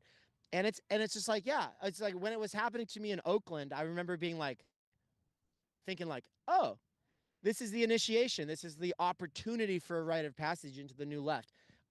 I'm not going to take the invitation. Anyway, the vanguard role of the Vietnamese and other third world countries in defeating U.S. imperialism has been clear to our movement for some time. What has not been so clear is the vanguard role black people have played and continue to play in the development of revolutionary consciousness and struggle within the United States. Criticisms of the black liberation struggle as being reactionary, or of black organizations on campus as being conservative or racist, very often express this lack of understanding. Oh yeah, so the black student union that I was a part of for a couple years back when I was in my fusionist leftist phase, they're being focused on basically Obama and the Black Panther movie being progress, and that was pretty much their whole thing, was just telling people they're privileged. That's not reactionary, that's not conservative, it's actually the vanguard. Oh, okay. Yeah, sorry, I was confused. These ideas are incorrect and must be defeated if a revolutionary movement is going to be built among whites. The black colony, due to its particular nature as a slave colony, never adopted a chauvinist identification with America as an imperialist power, either politically or culturally. Moreover, the history of black people in America has consistently been one of the greatest overall repudiations of and struggle against the state. From the slave ships from Africa to the slave revolts, the Civil War, etc., black people have been waging a struggle for survival and liberation. In the history of our own movement, this has also been the case. The civil rights struggles, initiated and led by blacks in the South, the rebellions beginning with Harlem in 1964 and Watts in 1965, through Detroit and Newark in 1967, the campus struggles of all black schools in the South and struggles led by blacks on campuses all across the country. As it is, the blacks, along with the Vietnamese and other third world people who are most oppressed by U.S. imperialism, their class interests are most solidly and resolutely committed to waging revolutionary struggle. But what about the white societies that allowed Frederick Douglass to come speak? What about the white societies that, or predominantly white, I should say, because here I'm falling into the framing. What about these predominantly white societies that were not defined as white, that were publishing Frederick Douglass and making sure that he got onto speaker circuits? What about the Farmers Alliance of millions of black and white workers and miners and sharecropper farmers after the Civil War that were working together against Democrats and Republicans? Nope, it's just all black people, dude. It's just all black people, dude. That's all it is. It's like we have to assign responsibility 100% for all bad things to white and all supposedly good things to black. And it's just like, it's like the dumbest form of thinking, right? It's very like middle school brained bullshit. But it's like, no, they turned their brains off in 1965. And here they are after playing like panderer in chief to these sort of circles where they were being hazed, and now this is what they're writing, right? It's like they're half right in a lot of ways about some of these amazing things that happened, but they race wash it. That's what just drives me absolutely crazy. Therefore, it is no surprise that time and again, in both political content and level of consciousness and militancy, it has been the Black liberation movement which has upped the ante and defined the terms of struggle. What is the relationship of this Black vanguard to the many Vietnams around the world? Obviously, This is the example of our strategy that different fronts reinforce each other. The fact that the Vietnamese are winning weakens the enemy, advancing the possibilities for the black struggle, etc. But the fact that they're winning. But it is important for us to and you know, like Non-Compete, the channel on BreadTube, they'll still like talk about it like that, like the Vietnamese won. It's like, and then they'll talk about how they're not really a capitalist country and they have socialism there, or whatever. They're much more socialistic, and it's like, okay, that's a Pyrrhic victory if I've ever heard of one. That's a Pyrrhic victory if I ever heard of one. Anyway, the fact that the Vietnamese are winning weakens the enemy, advancing the possibilities for the black struggles, etc. But it is important for us to understand that the interrelationship is more than this. Black people do not simply choose to intensify their struggle because they want to help the Vietnamese or because they see the Vietnam heightens the possibilities for struggle on others, not only through consciousness and choice, but through need, because it is a political and economic as well as military weakening of capitalism. And this means that to compensate, the imperialists are forced to intensify their oppression of the people. Now I'm going to run and go get that hat for Will. I'll be listening to you guys discuss this as you guys keep the rotation moving here. But I do want to hear, I mean, I'm interested in, well, are you able to get in? Do you have the keys and everything? Yeah, there's a hat in there, and if we could get him the keys. We just don't want him. Oh, they're right here, Will. Yeah. There might be the black hat with the flap on the back so it protects your neck even, which would be even sicker, but if not, there's a good hat on the dashboard. Benjamin, what do you think about this this point about many Vietnams and how they'll necessarily intensify and help one another, and this is necessarily proving that capitalism is being overthrown or whatever? Ay. Ugh. I mean, none of this worked out this way. We all see that it didn't work out this way. The United States, appeared to have lost in Vietnam, but then Vietnam became this country that engages in all kinds of trade more all the time with the United States. And the Soviet Union collapsed. And in the 90s, the position of the United States was stronger than before. So none of this actually worked. None of it worked. But they just keep looking for new opportunities to reboot the same thing or to try the same thing again in some other way. And also, just the whole anti-imperialism framing is something I don't like. I think the whole anti-imperialism framing is a mistake. So it's one thing to talk about the race washing of it and all of that, which of course is obviously very silly. But also, I don't think that the central contradiction in the world is between US imperialism and the national liberation struggles of the peoples of the world. That opening claim itself is one that I don't agree with, let alone all the other things that they've done afterwards to make the argument even more implausible. All the distortions and strange things they've done with Maoism to make it even worse than standard orthodox Maoism. I am not a Maoist in any sense. I am not committed to this idea that we move from capitalism by having a bunch of revolts in countries in the third world. That is not how I think that actually takes place. Yeah, I think the fact that you focus on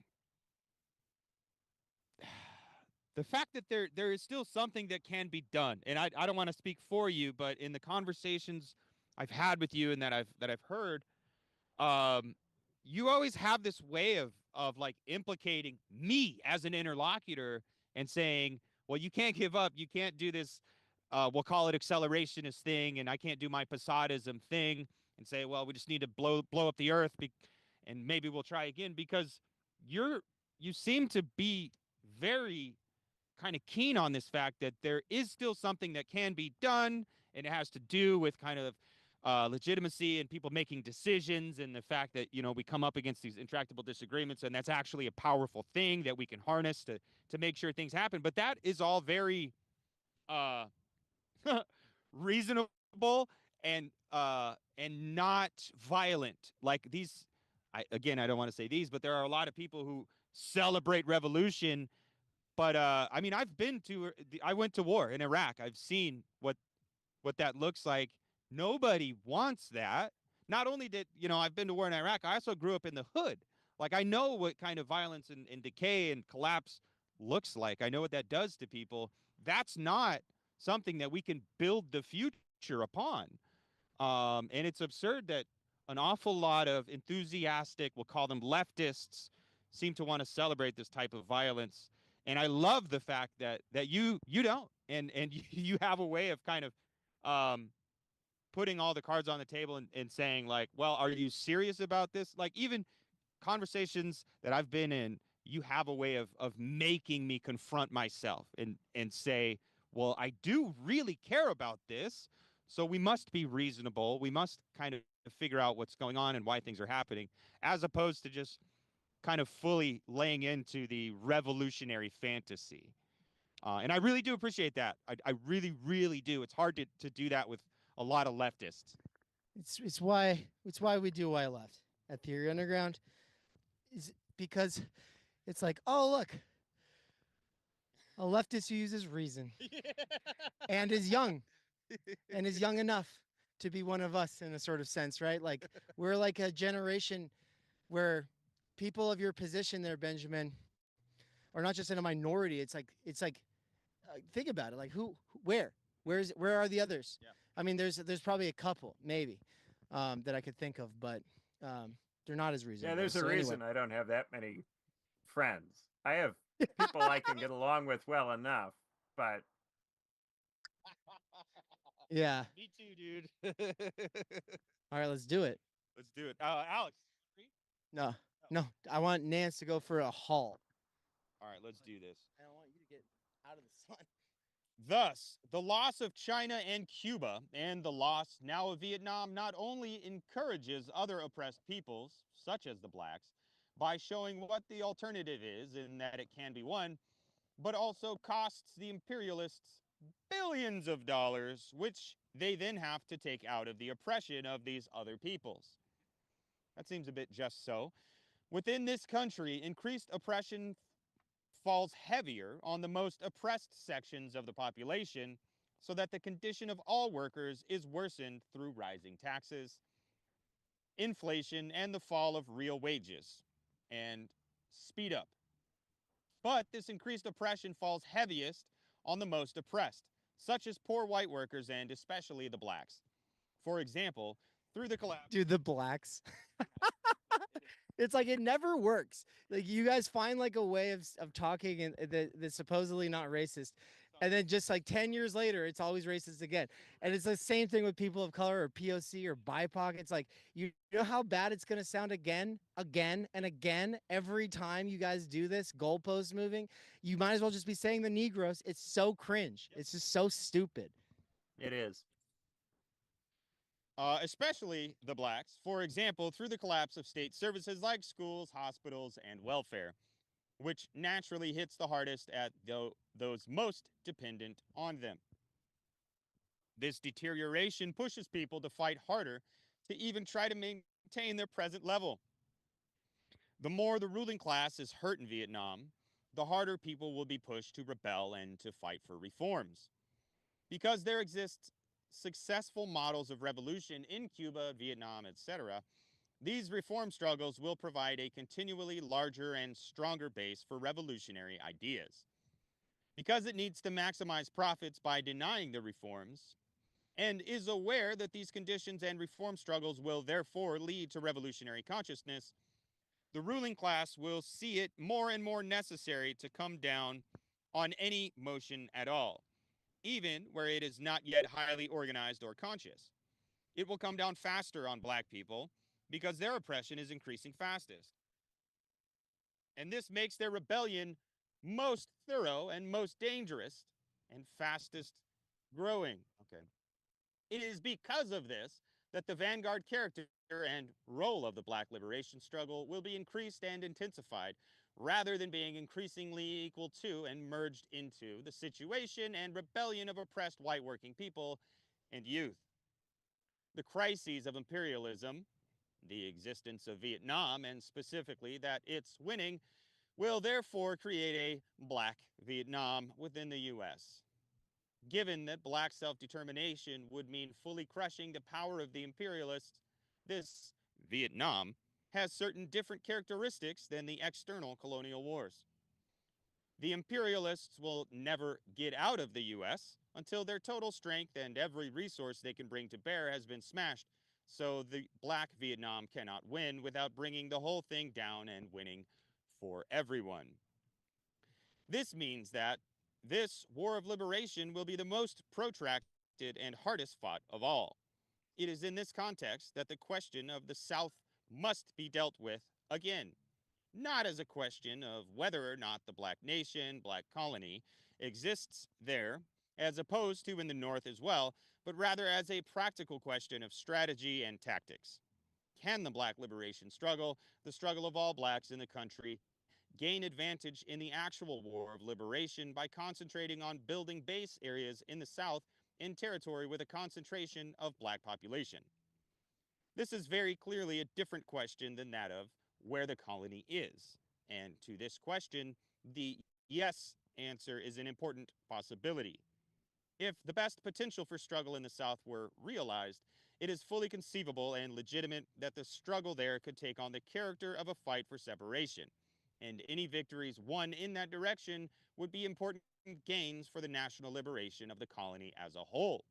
However, because the colony is dispersed over the whole country and not just located in the Black Belt, winning still means the power and liberation of blacks in the whole country. Thus, even the winning of separate independence in the South would still be one step towards self-determination and not equivalent to winning it, which, because of the economic position of the colony as a whole, would still require overthrowing the state power of the imperialists, taking over production and the whole economy and power, etc.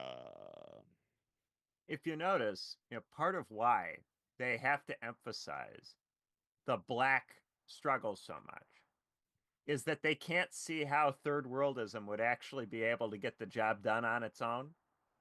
They seem to still nonetheless need something to happen in the United States. They can't simply take the Maoist position that all of the United States is lost.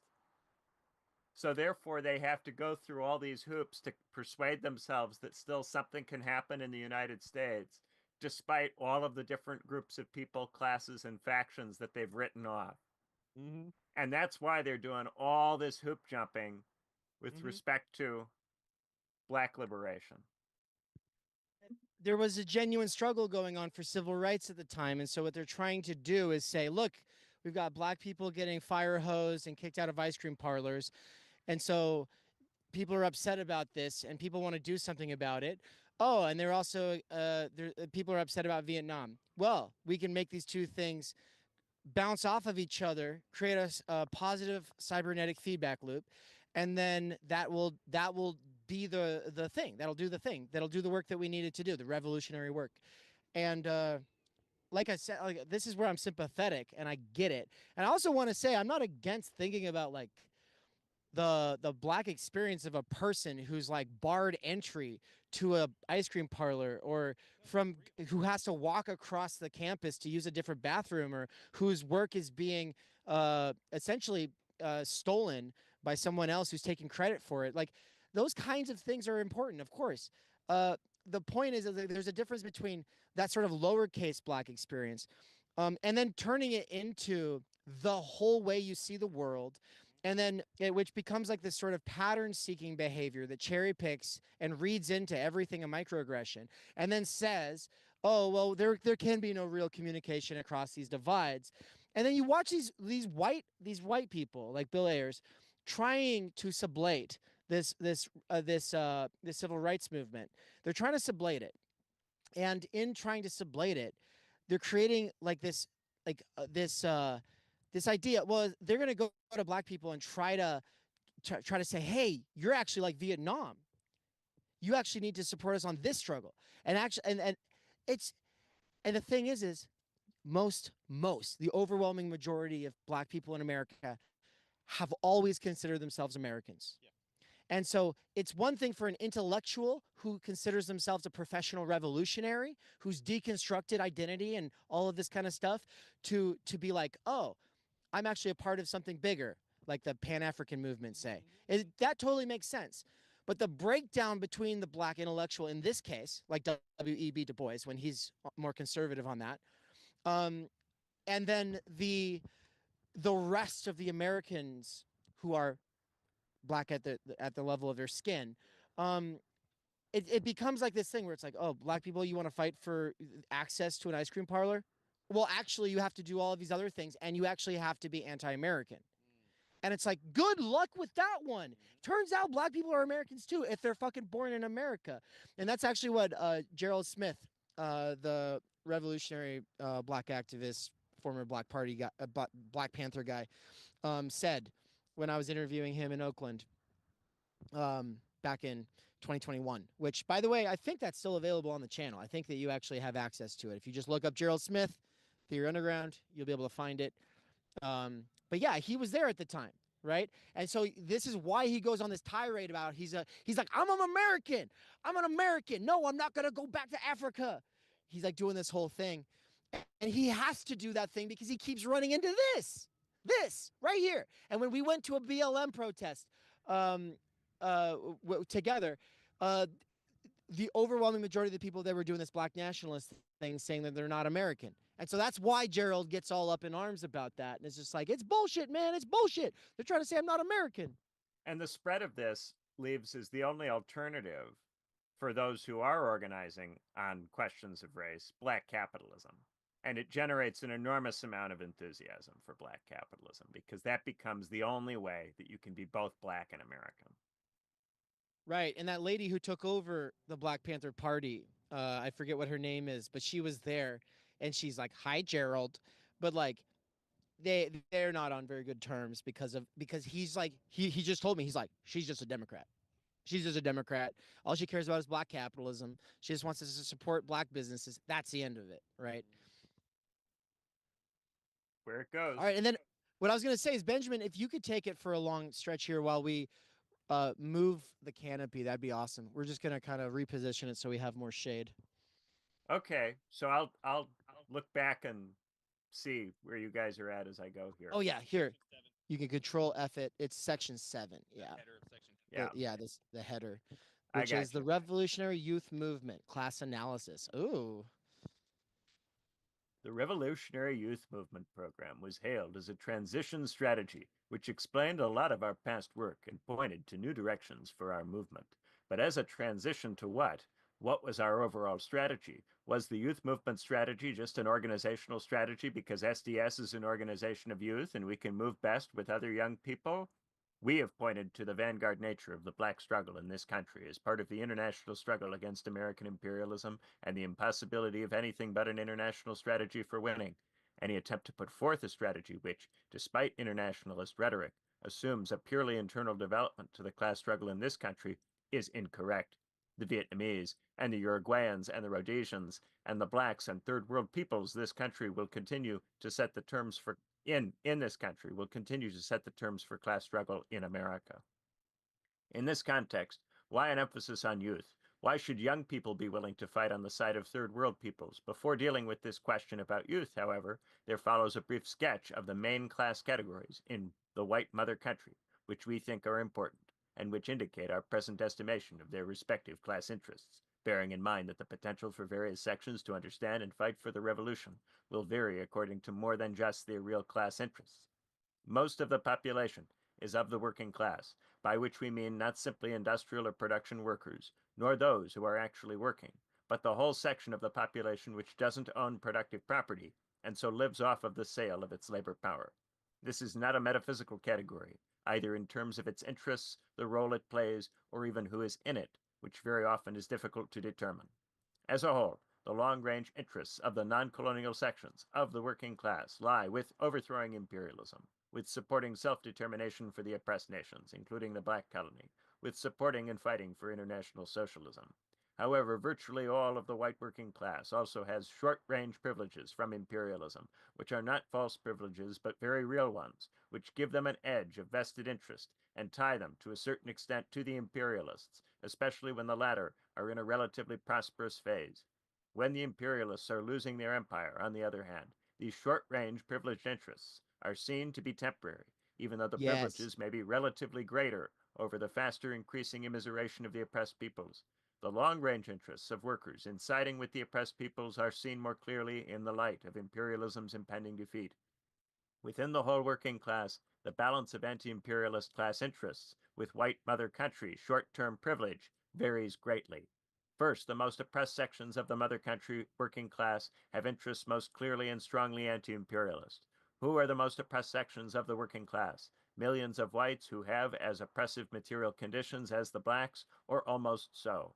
Especially poor Southern white workers, the unemployed or semi-employed, or those employed at very low wages for long hours and bad conditions, who are non-unionized or have weak unions, and extending up to include much of unionized labor, which has it a little better off, but still is heavily oppressed and exploited.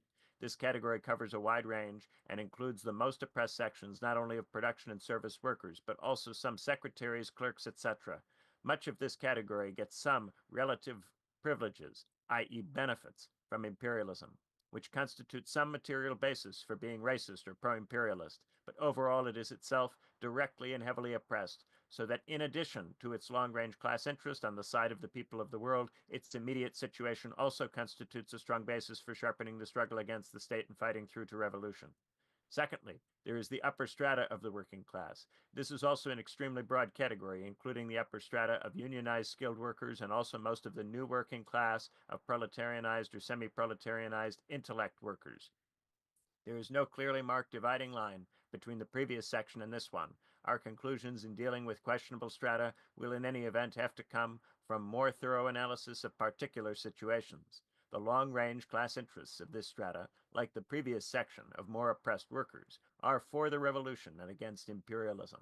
However, it is characterized by a higher level of privilege relative to the oppressed colonies, including the blacks, and relative to more oppressed workers in the mother country, so that there is a strong material basis for racism and loyalty to the system. In a revolutionary situation where the people's forces were on the offensive and the ruling class was clearly losing, most of this upper strata of the working class will be winnable to the revolution, while at least some sections of it will probably identify their interests with imperialism till the end and oppose the revolution, which will have to do with more variables than just the particular level of privilege. The further development of the situation will clarify where this section will go, although it is clear that either way, we do not put any emphasis on reaching older employed workers from this strata at this time. The exception is where they are important to the Black liberation struggle, the Third World, or the youth movement in particular situations, such as with teachers, hospital technicians, etc., in which cases we must fight particularly hard to organize them around a revolutionary line of full support for Black liberation and the international revolution against U.S. imperialism. This is crucial because the privilege of this section of the working class has provided and will provide a strong material basis for national chauvinist and social democratic ideology within the movement, such as anti-internationalist conceptions of student power and workers' control. Another consideration in understanding the interests of this segment. I just want to say this is kind of wild because I don't think people say this part. And I don't just mean say this part out loud, but I think people don't like consciously think this way, but they basically act like, oh yeah, well it's weird. Teachers unions are still a thing. Teachers seem to be fine. It's like, yeah, well, but there was a concerted effort to only focus on like the teachers unions as well as a few of these other unions, right? That's kind of what they're talking about. They're like, there are certain privileged areas of the working class. What they're talking about are like these sort of PMC unions. They're like, we'll just focus on them. They're saying no outreach to traditional workers is what they're saying there. Particularly older ones. Yeah. And therefore any older industry that tends to have a higher median employed. Yeah, and I think the context that I can think of is like the hard hats coming in, right? What do you know about this, Benjamin? You probably know more about it than me, but there was a whole thing with like these hard hat workers coming in, fighting racial desegregation or something like that. And so that they were like, oh, look at these blue collar workers. It became like this whole thing. Yes, this caused them to mistrust that part of the population. Anyway, where was I?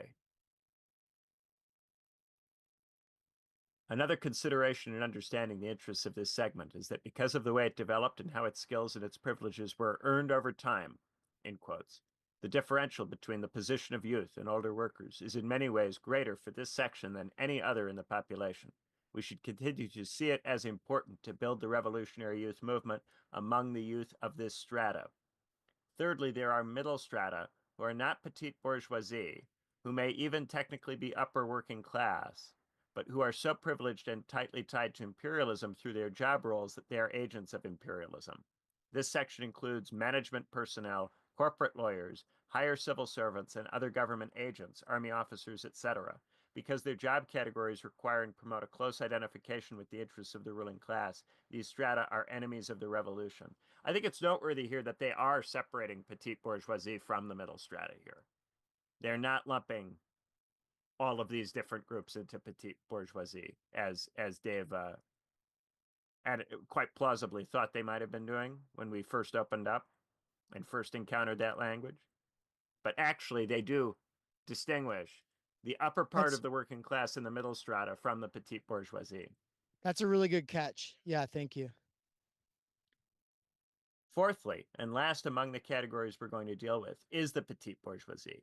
This class is different from the middle level described above, in that it has the independent class interest, which is opposed to both monopoly power and to socialism. The petite bourgeoisie consists of small capital, both business and farms, and self-employed tradesmen and professionals. Many professionals work for monopoly capital and are either the upper level of the working class or in the dent class interests, anti-monopoly capital, or in the dent class interests, anti-monopoly capital. I don't know what they mean by that. But for capitalism, rather than socialism, gives it a political character of some opposition to big government, like its increased spending and taxes and its totalitarian extension of its control in every aspect of life, and to big labor, which is at this time itself part of the monopoly capitalist power structure. The direction which this opposition takes can be reactionary or reformist. At this time, the reformist side of it is very much mitigated by the extent to which the independence of the petite bourgeoisie is being undermined. Increasingly, small businesses are becoming extensions of big ones, while professionals and self-employed tradesmen less and less sell their skills on their own terms and become regular employees of big firms. This tendency does not mean that the reformist aspect is not still present. It is. And there are various issues, like withdrawing from a losing imperialist war, where we could get support from them. On the question of imperialism as a system, however, their class interests are generally more for it than for overthrowing it, and it will be the deserters from their class who stay with us. Shall I keep? I'll keep going since we're not back on yet. Why a revolutionary youth movement? In terms of the above analysis, most young people in the U.S. are part of the working class, although not yet employed, young people whose parents sell their labor power for wages, and more important, who themselves expect to do the same in the future, or go into the army or be unemployed, are undeniably members of the working class. Most kids are well aware of what class they are in, even though they may not be very scientific about it. So our analysis assumes from the beginning that youth struggles are, by and large, working class struggles. But why the focus now on the struggles of working class youth rather than on the working class as a whole? The potential for revolutionary consciousness does not always correspond to ultimate class interest, particularly when imperialism is relatively prosperous and the movement is in an early stage. At this stage, we see working class youth as those most open to a revolutionary movement which sides with the struggles of third world people. The following is an attempt to explain a strategic focus on youth for SDS. In general, young people have less stake in a society, no family, fewer debts, etc., and are more open to new ideas. They have not been brainwashed for so long or so well, and are therefore more able and willing to move in a revolutionary direction. Specifically in America, young people have grown up experiencing the crises in imperialism. They have grown up along with the developing Black liberation movement, with the liberation of Cuba, the fights for independence in Africa, and the war in Vietnam. Older people grew up during the fight against fascism, during the Cold War, the smashing of the trade unions, McCarthy, and a period during which real wages consistently rose. Since 1965, disposable real income has decreased slightly, particularly in urban areas where inflation and increased taxation have bitten heavily into wages. This crisis in imperialism affects all parts of the society. America has had to militarize to protect and expand its empire, hence the high draft calls and the creation of a standing army of 3.5 million, an army which still has been unable to win in Vietnam. Further, the huge defense expenditures required for the defense of the empire and at the same time a way of making increasing profits for the defense industries have gone hand in hand with the urban crisis around welfare, the hospitals, the schools, housing, air and water pollution. The state cannot provide the services it has been forced to assume responsibility for and needs to increase taxes and to pay its growing debts while it cuts services and uses the pigs to repress protest.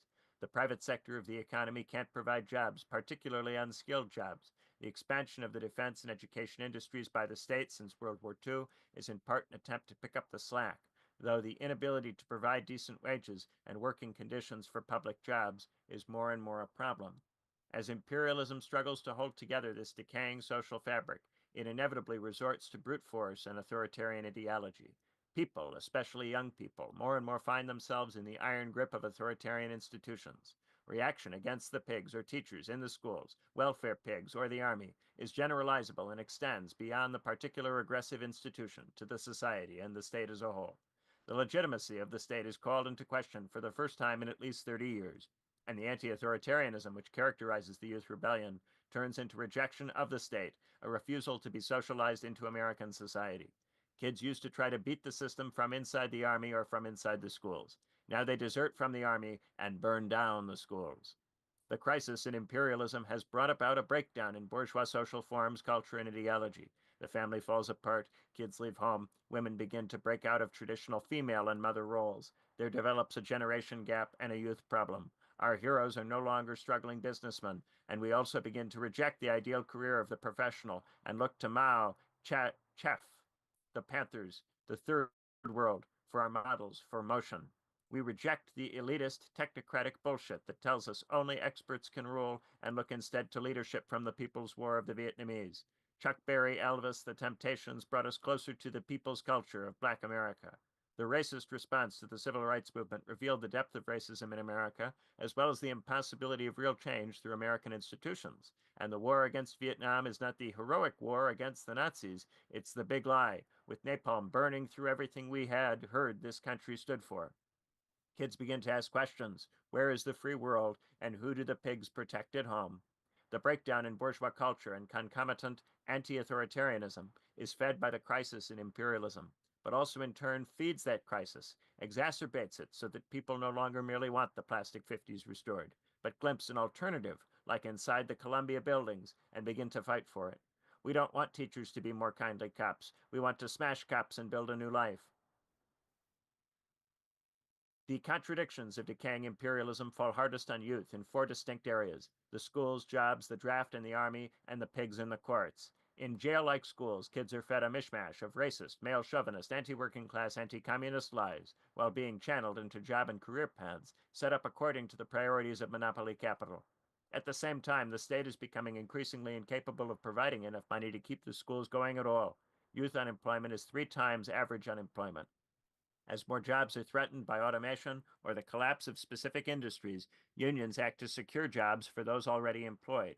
New people in the labor market can't find jobs, job stability is undermined, also because of increasing speed up and more intolerable safety conditions, and people are less and less going to work in the same shop for 40 years. And of course, when they do find jobs, young people get the worst ones and have the least seniority. There are now 2.5 million soldiers under 30 who are forced to police the world, kill and be killed in wars of imperialist domination. And as a youth problem develops out of all of this, the pigs in courts enforce curfews, set up pot busts, keep people off the streets, and repress any youth motion whatsoever. In all of this, it is not that life in America is toughest for youth or that they are the most oppressed. Rather, it is that young people are hurt directly and severely by imperialism. And in being less tightly tied to the system, they are more pushed to join the Black liberation struggle against U.S. imperialism. Among young people, there is less of a material base for racism. They have no seniority, have not spent 20 years securing a skilled job. the white monopoly of which is increasingly challenged by the Black liberation movement, and aren't just about to pay off a 25-year mortgage on a house which is valuable because it's located in a white neighborhood. While these contradictions of imperialism fall hard on all youth, they fall hardest on the youth of the most oppressed, least privileged sections of the working class. Clearly, these youth have the greatest material base for struggle. They are the ones who most often get drafted, who get the worst jobs if they get any, who are most abused by the various institutions of social control, from the army to decaying schools to the pigs and the courts. And their day-to-day existence indicates a potential for militancy and toughness. They are the people whom we can reach, who at this stage are most ready to engage in militant revolutionary struggle. The point of the revolutionary youth movement strategy is to move from a predominant student elite base to more oppressed, less privileged, working class youth as a way of deepening and expanding the revolutionary youth movement, not of giving up what we have gained, not giving up our old car for a new Dodge.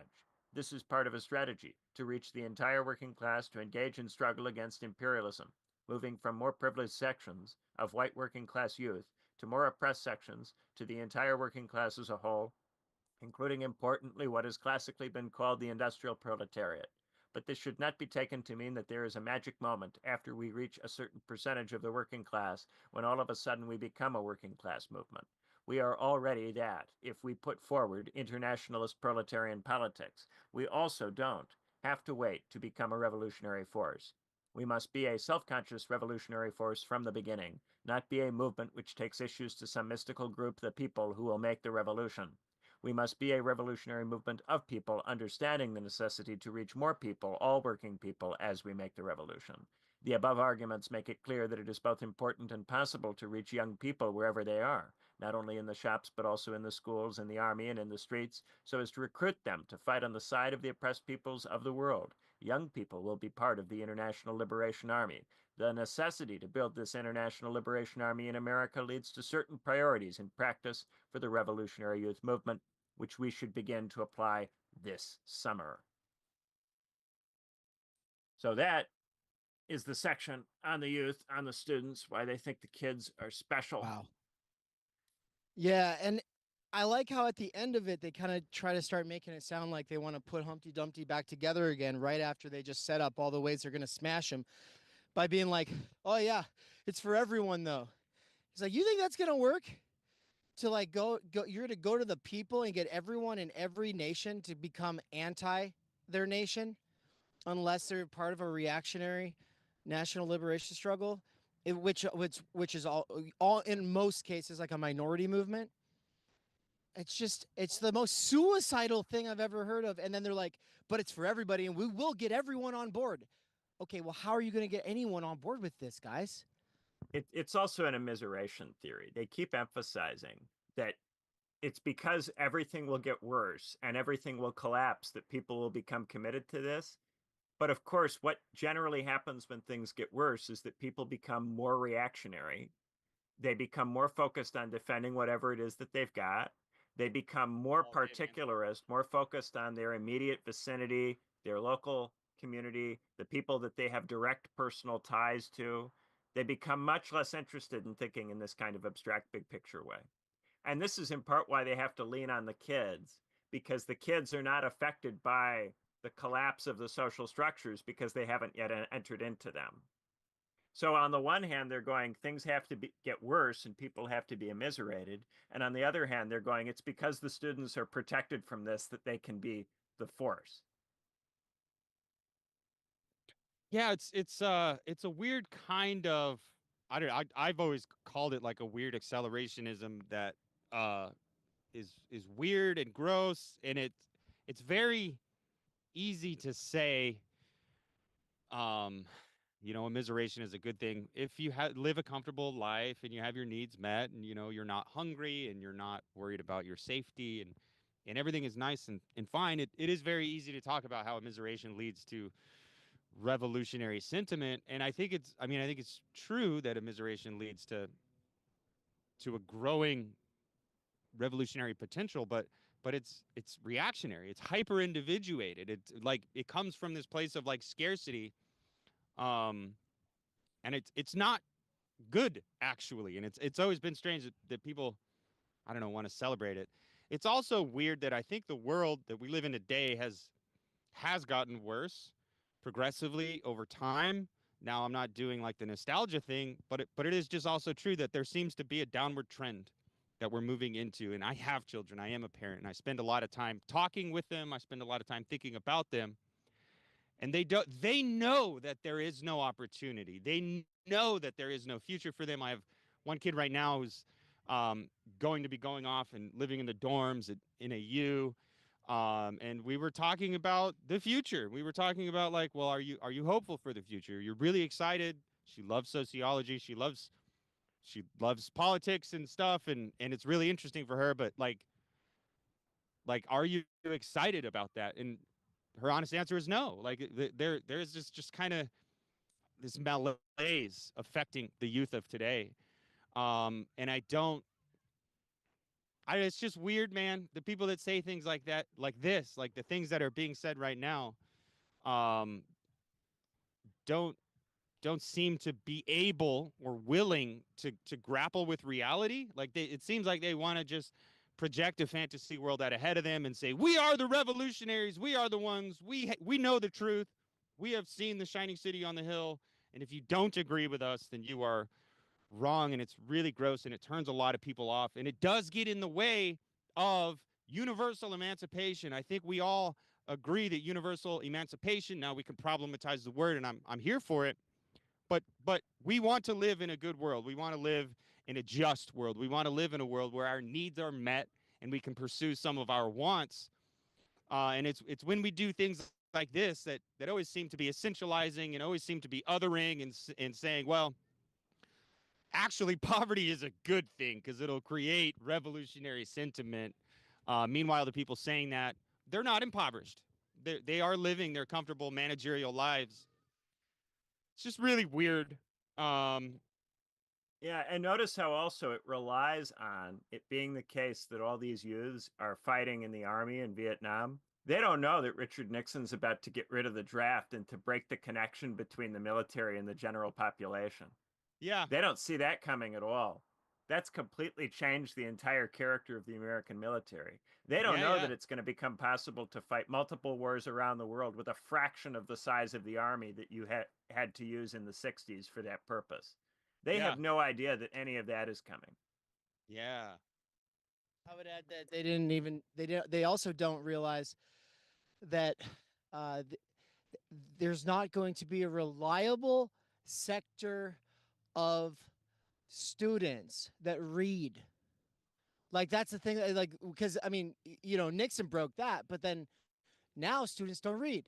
And then it's an extreme minority who reads. And then the moment you actually appear bookish at all, they're going to revile you and try to get you out of the fucking activist circle, or they're going to peg you as that guy or gal who's like into theory or whatever. And it's like, yeah, but at this time, people are at least ostensibly at the point that they were dropping out and tuning in or whatever. At that point, they were still coming from a time when the university was at least somewhat traditional, right?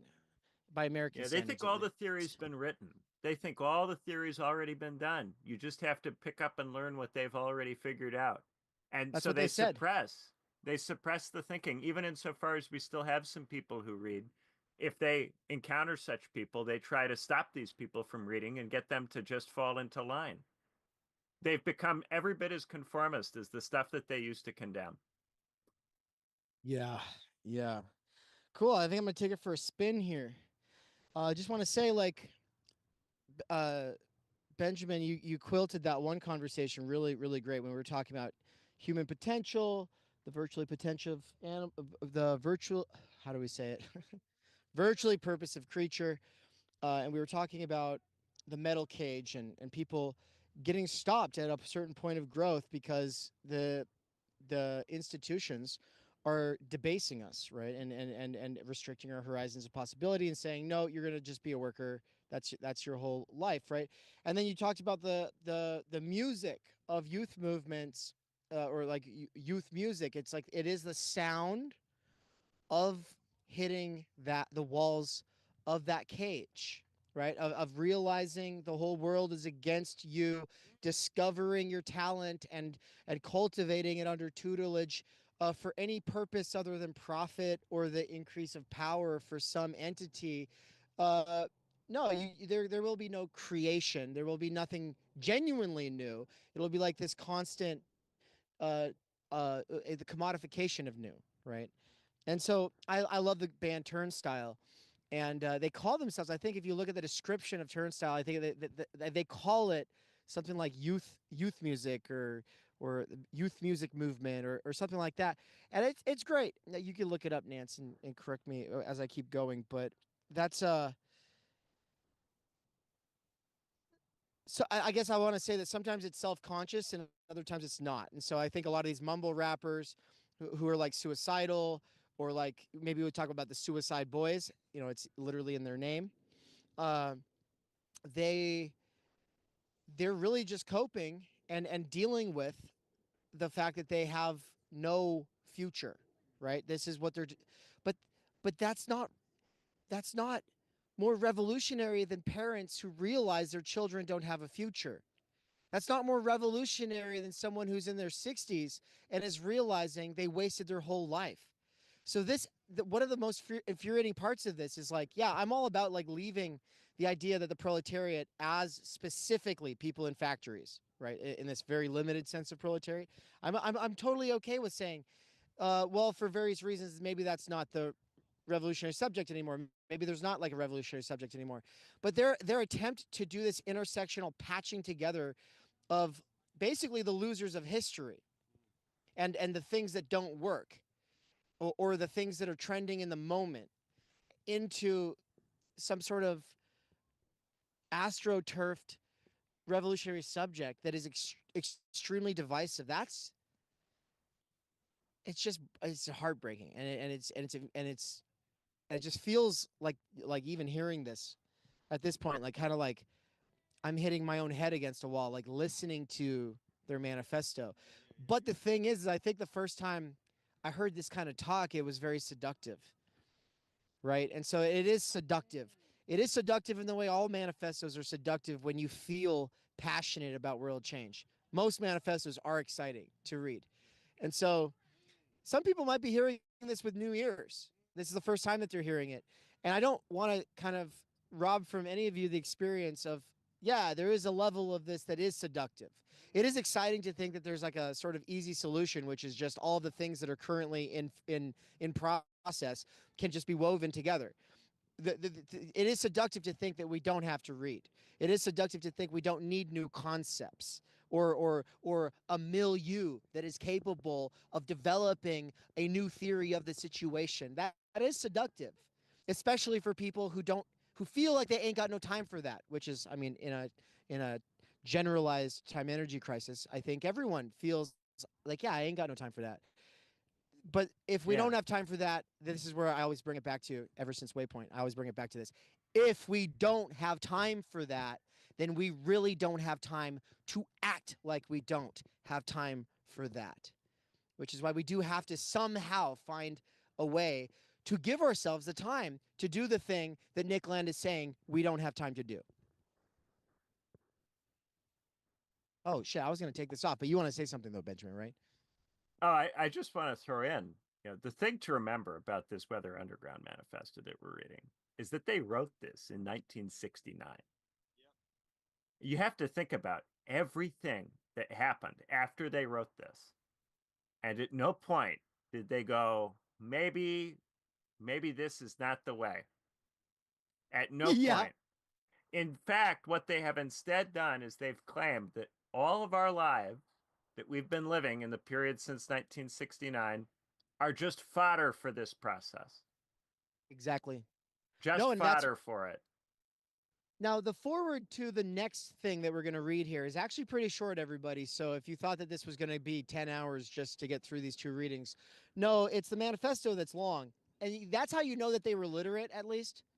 Like, these people were taking their privileged literacy for granted, and they didn't realize that everyone who came after them would be illiterate. Like, they're the last literate activists. That's what we're reading here. And that's why it's long-winded. That's why it's long.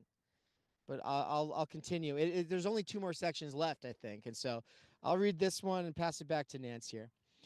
Or actually, no, I want to get Alex and Ann back in on it. So let's do a 3-puff pass here. And so if you both want to kind of get close and like lean in and we can all pass it around. So I wish we all had printed out copies of this, but you know, you learn, you live, you learn, you grow. All right. Repression and revolution.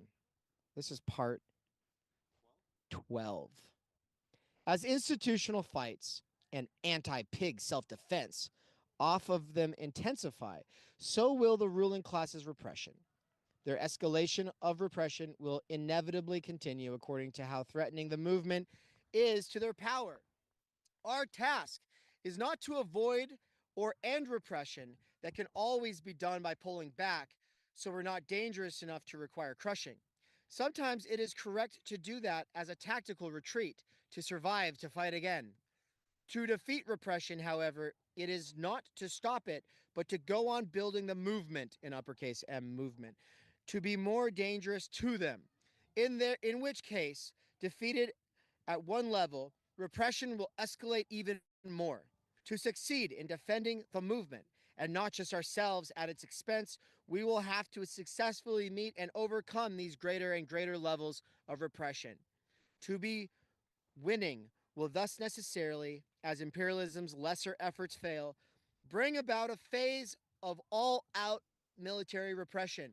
To survive and grow in the face of that will require more than a larger base of supporters. It will require the invincible strength of a mass base at a high level of active participation and consciousness, and can only come from mobilizing the self-conscious creativity, will, and determination of the people. Yeah. One of the things I liked to point out to the people who were all excited about this manifesto on the education committee was how much more evolved weapons are now. It's like every Democrat seems to get that when it comes to gun control and the whole idea of like defending yourself against the government. Like they will always bring up this point like, okay, yeah, you're going to defend yourself against drones with your rifle, right? But I mean, they didn't have drones back then. There's a lot of things that they just didn't see coming. But the point is I'm sympathetic to where they were experiencing things in 1969. Television was new. McLuhan was new. Everything was new. They had optimism about the medium making a global village, right? All right, here we go. Better. They should have known better. They should have looked at the printing press. They should have looked at the alphabet. They should have known better. I can forgive McLuhan, but all these other people, come on, guys.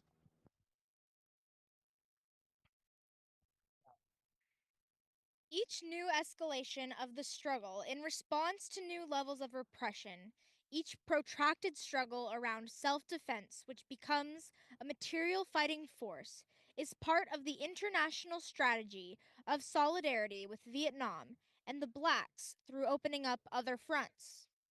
I hate it. So jarring every time. Yeah, it's very otherizing. It's essentialist. It's saying based on the color of your skin, you are in one group or another, and you're different fundamentally, and we should think of each other as separate. Yeah.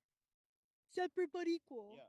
But this isn't even separate but equal. This is just like separate, and white people suck, and black people are it. Noble savage. Yep.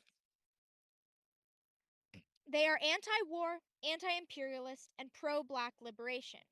If they involve fighting the enemy, then these struggles are part of the revolution. Therefore, clearly, the organization and active, conscious, participating mass base needed to survive repression are also the same needed for winning the revolution. The revolutionary youth movement speaks to the need for this kind of active, mass-based movement by trying citywide motion back to community youth bases, because this brings us close enough to kids in their day-to-day lives to organize their maximum active participation around enough different kinds of fights to push the highest level of consciousness about imperialism, the Black Vanguard, the state, and the need for armed struggle. The need for a revolutionary party. The RYM must also lead to the effective organization needed to survive and to create another battlefield of the revolution. A revolution is a war. When the movement in this country can defend itself militarily against total repression, it will be part of the Revolutionary War. That, pass it over to you. It's that second paragraph.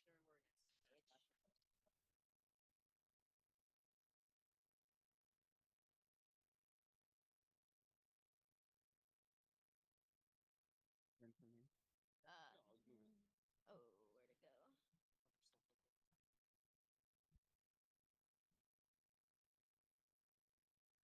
They're finding a spot here. I think. Yeah, here we go. Let's take it away. Take it away. This will require a cadre organization, effective secrecy, self-reliance among the cadres, and an integrated relationship with the active mass-based movement.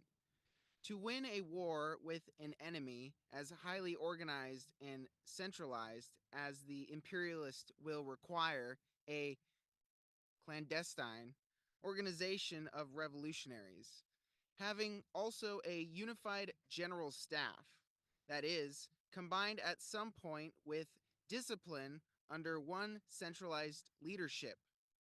Because war is political, political tasks the international communist revolution must guide it. Therefore, the centralized organization of revolutionaries must be a political organization as well as military, what is generally called a Marxist-Leninist party.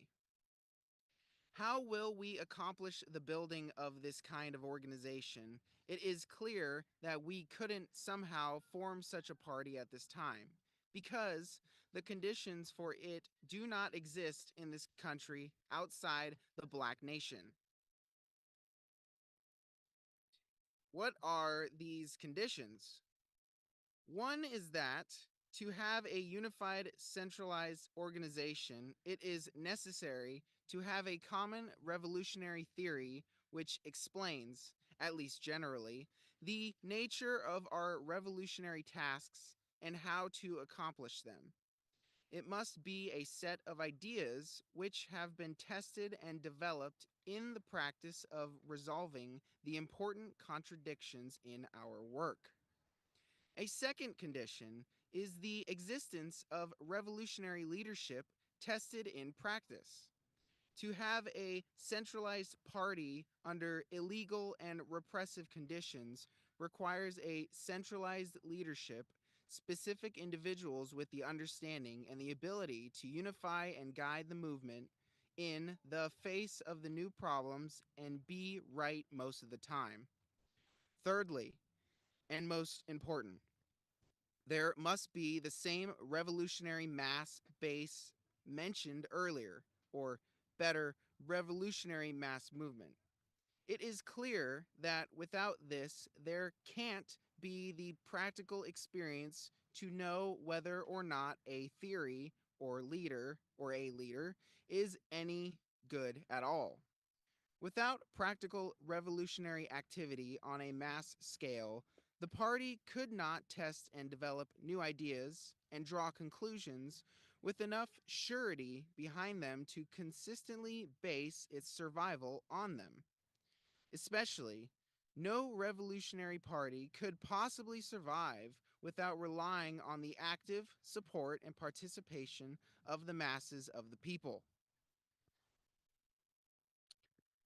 These conditions for the development of a revolutionary party in this country are the main conditions for winning. There are two kinds of tasks for us. One is the organization of revolutionary collectives within the movement. Our theory must come from practice, but it can't be developed in isolation. Only a collective pooling of our experiences can develop a thorough understanding of the complex conditions in this country. In the same way, only our collective efforts towards a common plan can adequately test the ideas we develop. The development of revolutionary Marxist-Leninist Maoist collective formations which undertake this concrete evaluation and application of the lessons of our work is not just the task of specialists or leaders, but the responsibility of every revolutionary. Just as a collective is necessary to sum up experiences and apply them locally, equally the collective interrelationship of groups all over the country is necessary to get an accurate view of the whole movement and to apply that in the whole country. Over time, those collectives will prove themselves in practice to have the correct understanding by the results they get, will contribute toward the creation of a unified revolutionary party. I'll take it from there. I'll take it from, where is it? Right there. Yeah. Perfect. I want to, yeah. Oh, that's the last page. 2 paragraphs left. Let's do it. The task of collectives is to create this kind of movement. The party is not a substitute for it, and in fact, is totally dependent on it.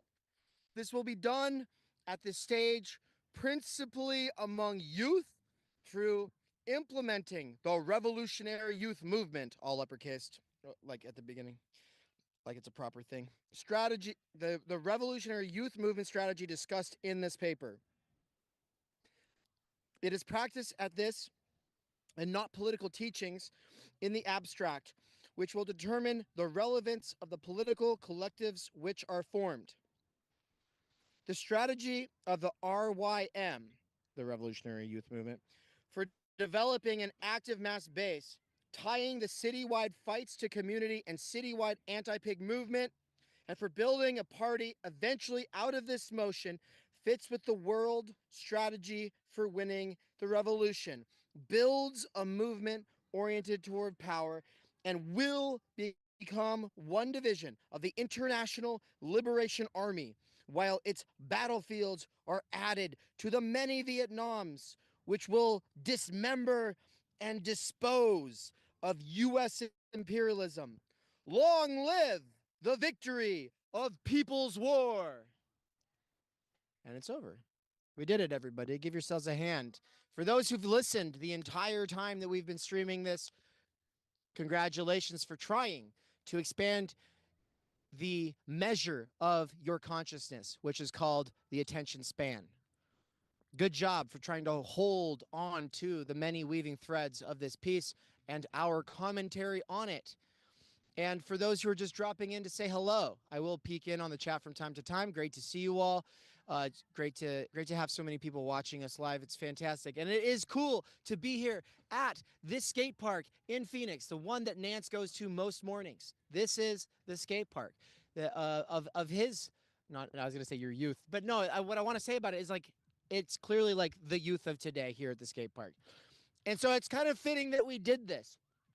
We wouldn't have done this if it wasn't for the panel next week, but it's like a serendipitous occasion that there are a bunch of youth out here, and that Nance himself is a product of that very youth culture. What were its revolutionary potentials? How did it understand itself as a class? How was it interpolated by the people who create media trying to stoke the fires of youth rebellion, right? How were you interpolated as a punk? And how was that all assumed to be a part of this process here? That's kind of, I guess, a series of questions that I have for you, Nance. And I'll want to hear everybody's thoughts on this, your initial reactions, of course, but I'm going to start it off by handing it over here to Nance, and then we'll just kind of go around. Hit everybody. We'll go Nance, and then Benjamin, and then Ann, and then Alex, Will. As well. We will get Will. Yeah, shout out. First of all, I'm glad all of you, hold on, could join us at my local. It's nice. It's cool. It's really cool. It's been something we've been wanting to do. We've been talking about for quite some time. And this is breaking the seal. Shout out to the kid over in the park wearing a Peeling Flesh t-shirt. I like slam metal. Shout out Peeling Flesh. How did the kind of currents of the youth movement not determine me, but maybe color and influence the man I am today.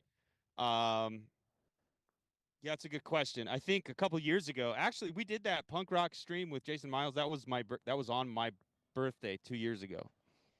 So that was my birthday present, and I think we were asking similar questions. Now, our discourse has evolved since then, but we were talking. I mean, I think in that stream, I said Crass was a bunch of PMC douchebags, but Crass is also like the quintessential punk band. Any punk worth their salt should know who Crass is. And they never got commercially popular because that was kind of the point of Crass, but every punk band knew Crass and they defined themselves in distinction to Crass. Either they were like, we love Crass, we're doing the anarcho crust thing, or they were like, we hate Crass, we want to make real music.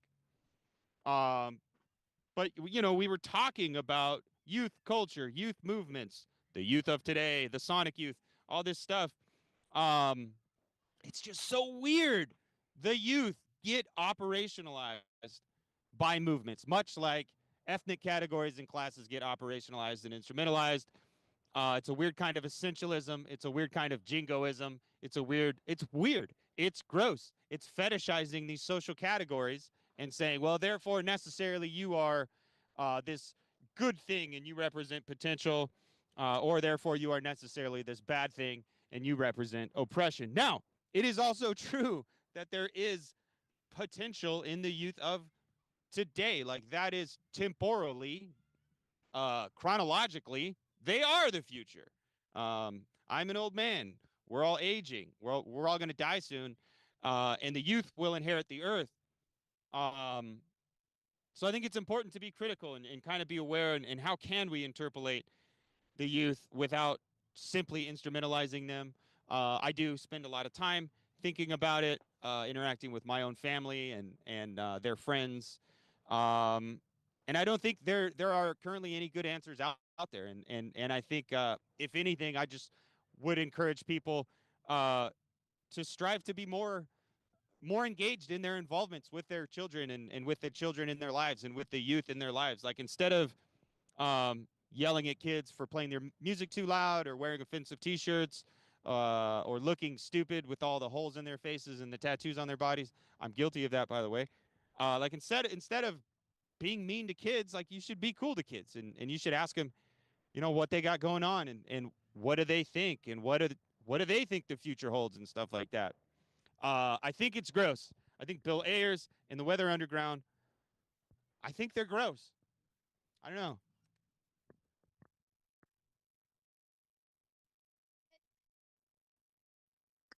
Benjamin. Yeah, I'm against all of this. I'm against the anti-imperialist framing. I'm against the racism of it. I am against the condemnation of the potential of so many different groups of people on the basis of criteria narrowly interpreted, narrowly imposed. The making of, and the fact that people continue to use it in circumstances which are increasingly different from the times under which it was formulated, and they use it as a dogma that's for use in every situation. They don't pay attention to their own situation, what's changed, what's different. And in particular, the thing that everybody has forgotten is that the kids used to be the troops. Those used to be the same part of the population. It is no longer the case. And indeed, very quickly, it was not the case. Like literally just a couple of years after this, the kids stopped being identical to the troops. And so when you talk about the kids, you used to be talking about people in the military who could potentially disobey orders given to them. Which right now, since it's not by draft, means it's a mercenary force of people trying to get out of the hood.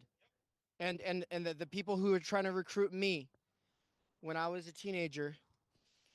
And it was a very seductive kind of recruitment process. I almost went in. It was very, very close. If it wasn't for some very specific things that happened, that would have been my trajectory. And as Nance just said, it worked for him, right? They got him.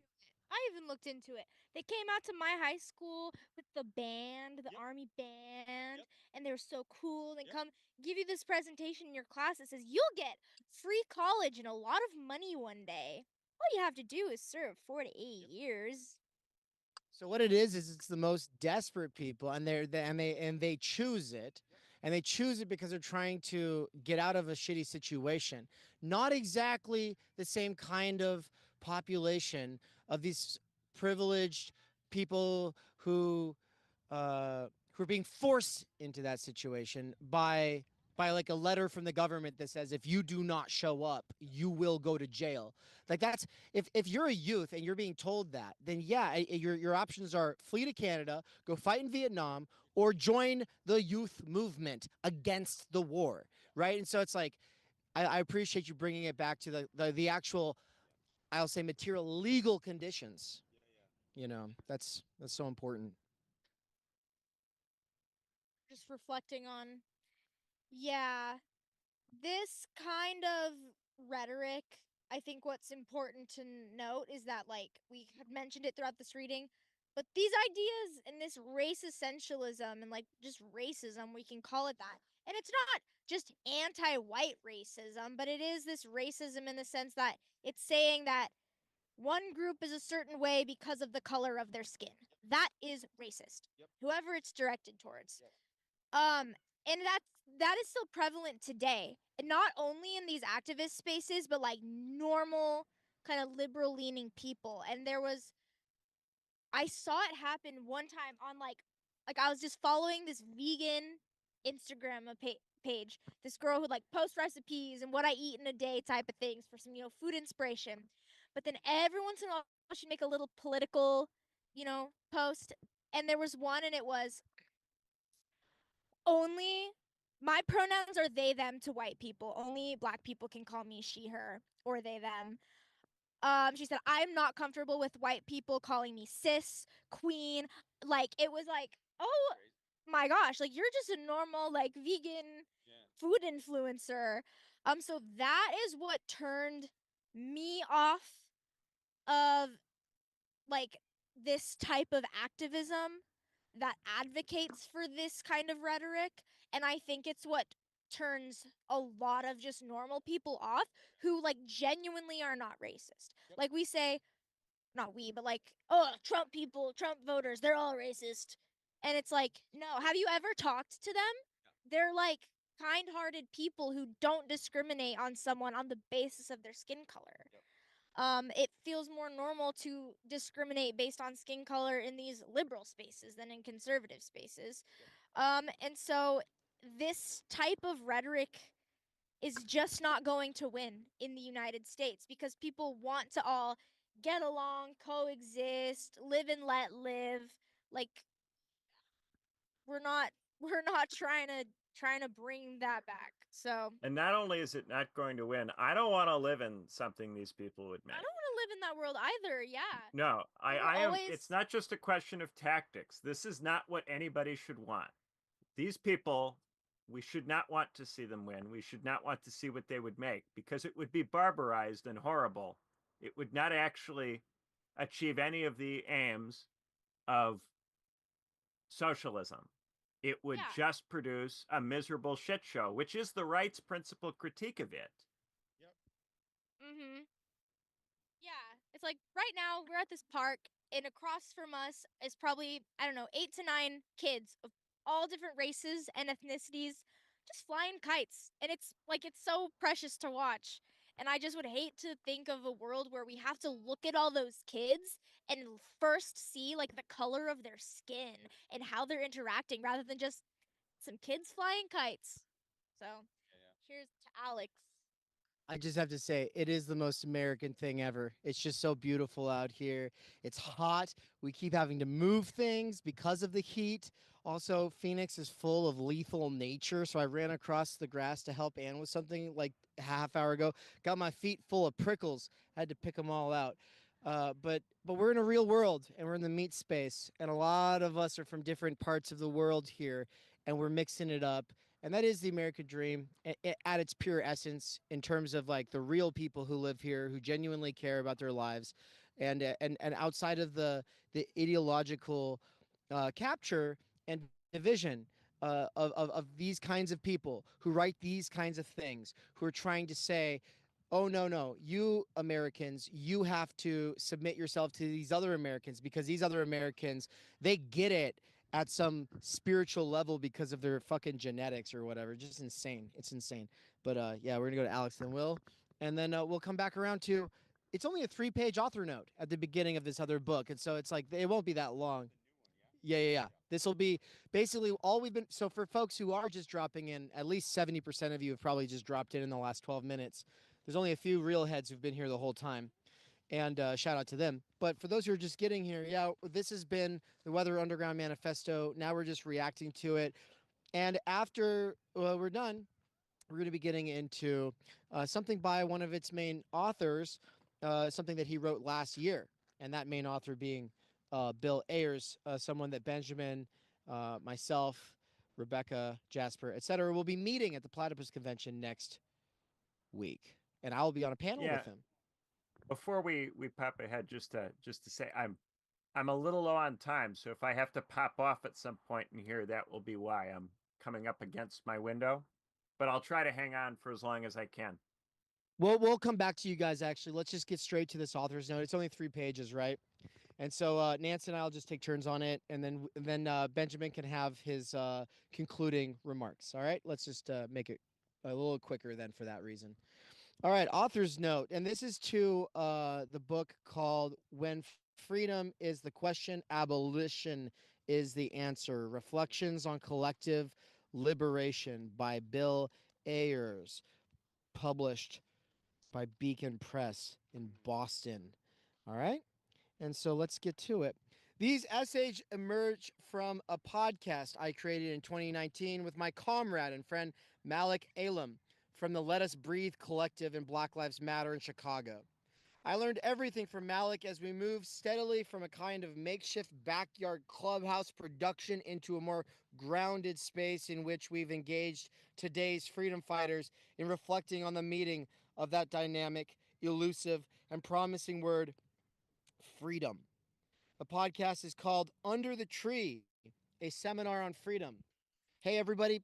If you're a Theory Underground head, if you're an enjoyer, if you are a fellow traveler, if you are a student, if you're a professor, if you're listening to this and you are in dialogue with us or want to be, for the next week, my laser beam of attention or focus or whatever is pretty much on this, okay?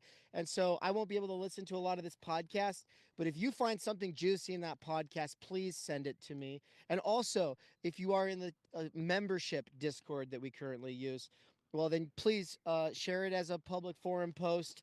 And yeah, I really want to know what kinds of stuff is going on the podcast Under the Tree, a seminar on freedom. Check it out. Let me know what platforms it's on in the live chat if you have a sec. On our podcast, we imagine ourselves to be a small but energetic insurgent, a community, or an underground school without walls, working to understand and engage the concept of freedom in the political moment. In an infinite and expanding universe, our knowledge is finite, and not knowing is the default for each of us.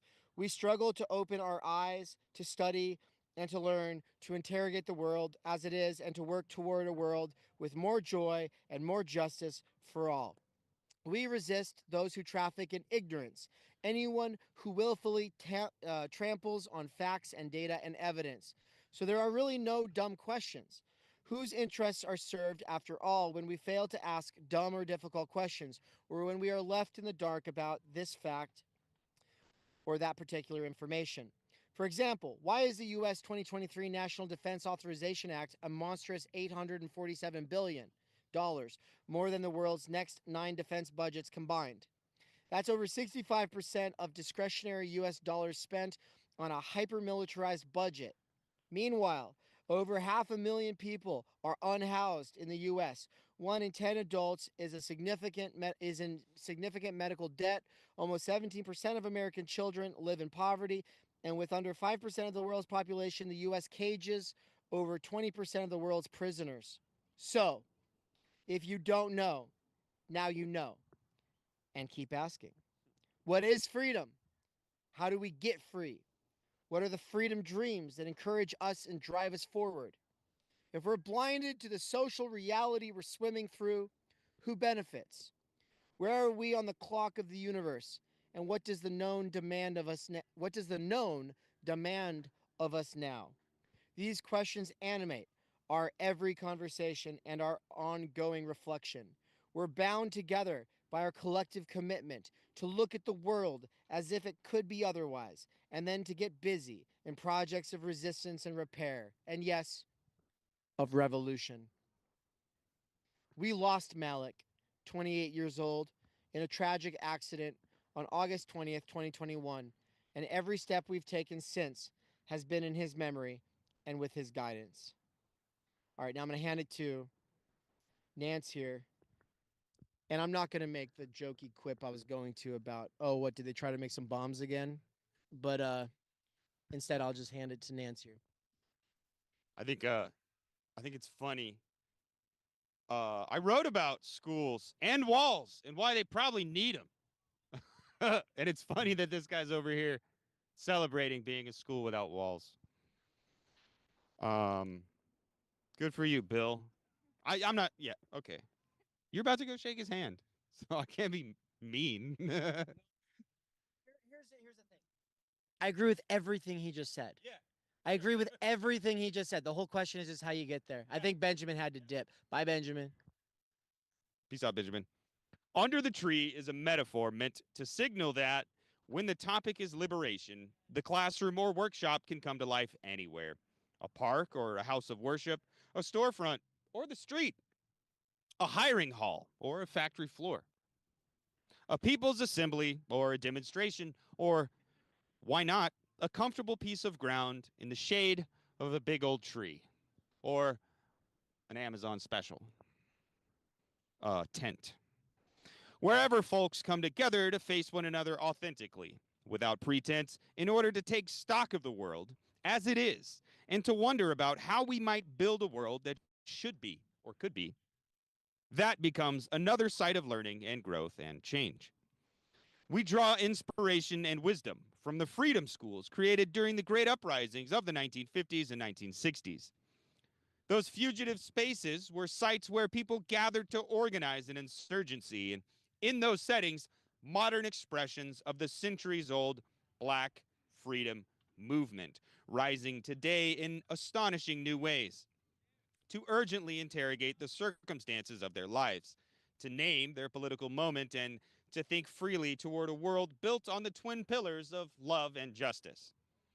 Freedom School participants generated their own questions, and over time, a practice evolved that steadily unlocked the wisdom in the room, built agency and empowerment through engaging the real problems people faced in their lives, including structural barriers and obstacles that led to shared inquiry and then to collective action. Each of the 8 reflections that follow adopt a rhythm that's been a feature of my teaching for as long as I can remember, and that has become the standard frame for each episode of the podcast. I begin with a poem, which is our moment of Zen, an opportunity to close our eyes, breathe deeply, let our analytical minds click off for a moment as we get started. I want to remind us of the centrality of the arts and of humanism as principle, guide, and source in all our pursuits. Our lives as humans, our efforts as citizens and residents, our projects as workers and creators. Poet Jane Hirshfield writes, "Great poetry is not a donkey carrying obedient sentiment in pretty forms. It is a bird of prey. People think it might make them think constructive thoughts, even thoughts about how to change themselves, their town, and their state for the better. Some poems, like many of the great verses in the Bible, can make people think about changing all mankind, even the whole world. Poems, like prayers, possess power." And that's Langston Hughes. The poem is followed by a writing prompt, which is a kind of provocation that asks readers to gather their thoughts in anticipation of actively engaging what's to come. No one comes to a class or a book as a blank slate or an empty vessel, so everyone should be ready to pitch in and join the fray. The prompts invite active engagement and effort in the spirit of Walt Whitman's admonition to readers that the process of reading is not a half sleep, but in the highest sense, an exercise, a gymnast's struggle, that the reader is to do something for himself, must be on the alert, must himself or herself construct indeed the poem, argument, history, metaphysical essay, the text furnishing the hints, the clue, the start or framework. Not the book needs so much to be the complete thing, but the reader of the book does. Active reading. Through the prompts, I'm asking you to be on the alert and to wrestle with each and every argument and idea. We've been honored again and again to be in conversation with artists, activists, authors, and academics in a segment we call pronounced as a sigh, who've thought deeply about the question of freedom, engaged personally in the freedom struggles, and profoundly influenced my own thinking.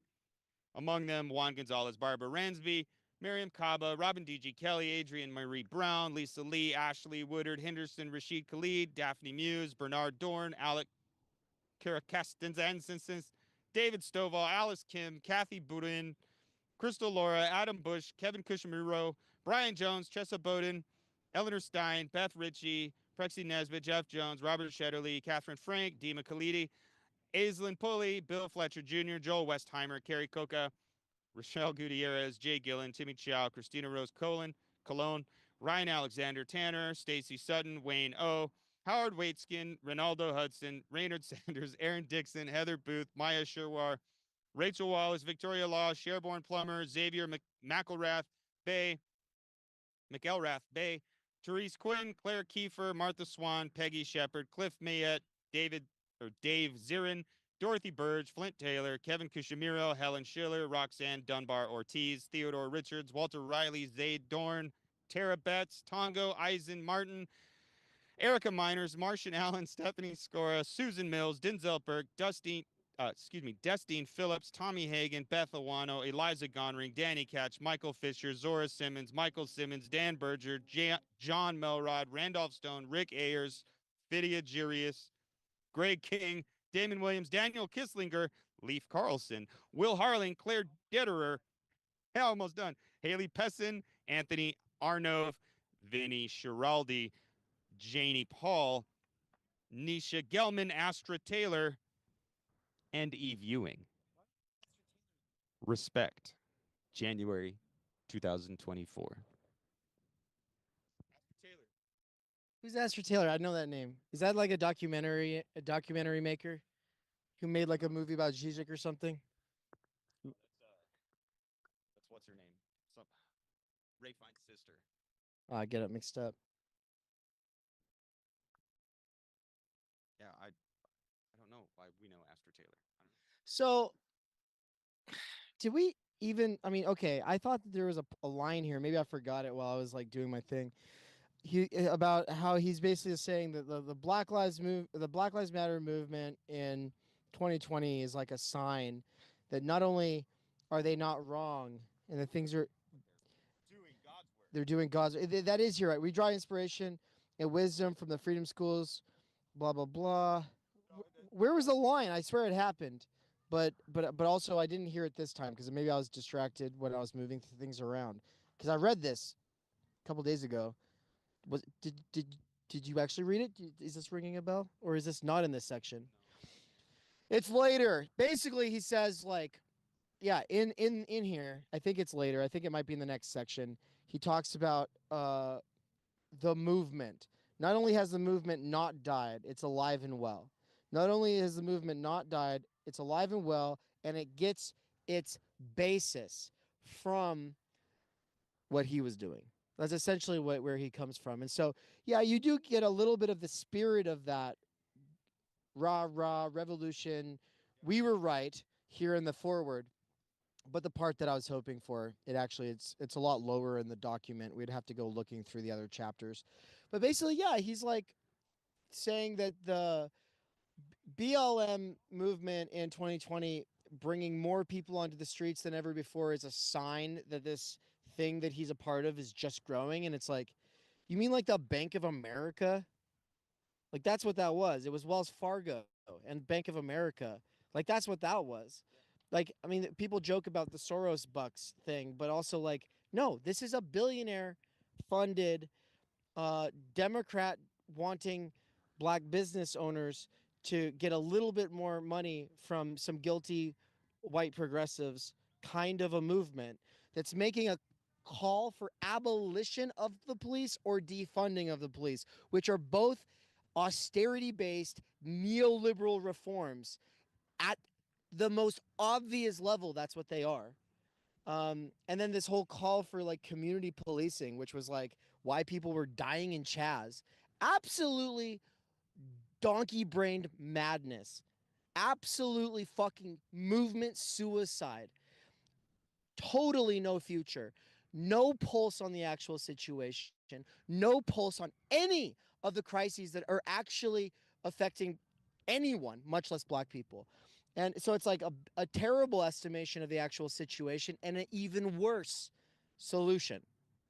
So, I mean, yes, I'm looking forward to a conversation here on that panel because it's just wild to me. I kind of want to touch base with Doug Lane and be like, dude, what do you plan on doing? Because this is going to be very interesting to sort of to sort of have the new left big other in the room with us, right? Like as a stand-in, he really is a sort of he is the personification of this new left big other. Whereas Doug Lane is a sort of continuation of that old left big other, right? He's trying to keep alive the dream of that old working class movement. And so, yeah, I kind of wanted to now turn it over to Alex and Will. But that's pretty much that's it. I was hoping we could get a little bit more from Benjamin, but he really did have to balance. And so, you know, all he said is he's against it. It's bullshit. And so there we have it. But Alex, this was your first time, right? Getting through most of this, and because you read some of it before, and so I'm just curious, like how it's hitting.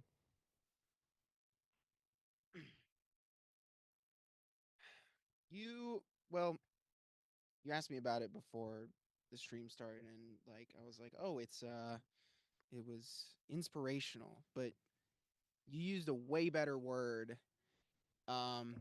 There you go. Seductive, dreamlike, like, ooh, okay, yeah.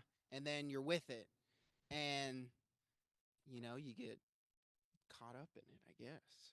And it's like when I was reading during the first part, just the word separate and separate just kept coming up, and I said it out loud. I'm like, this is not cool.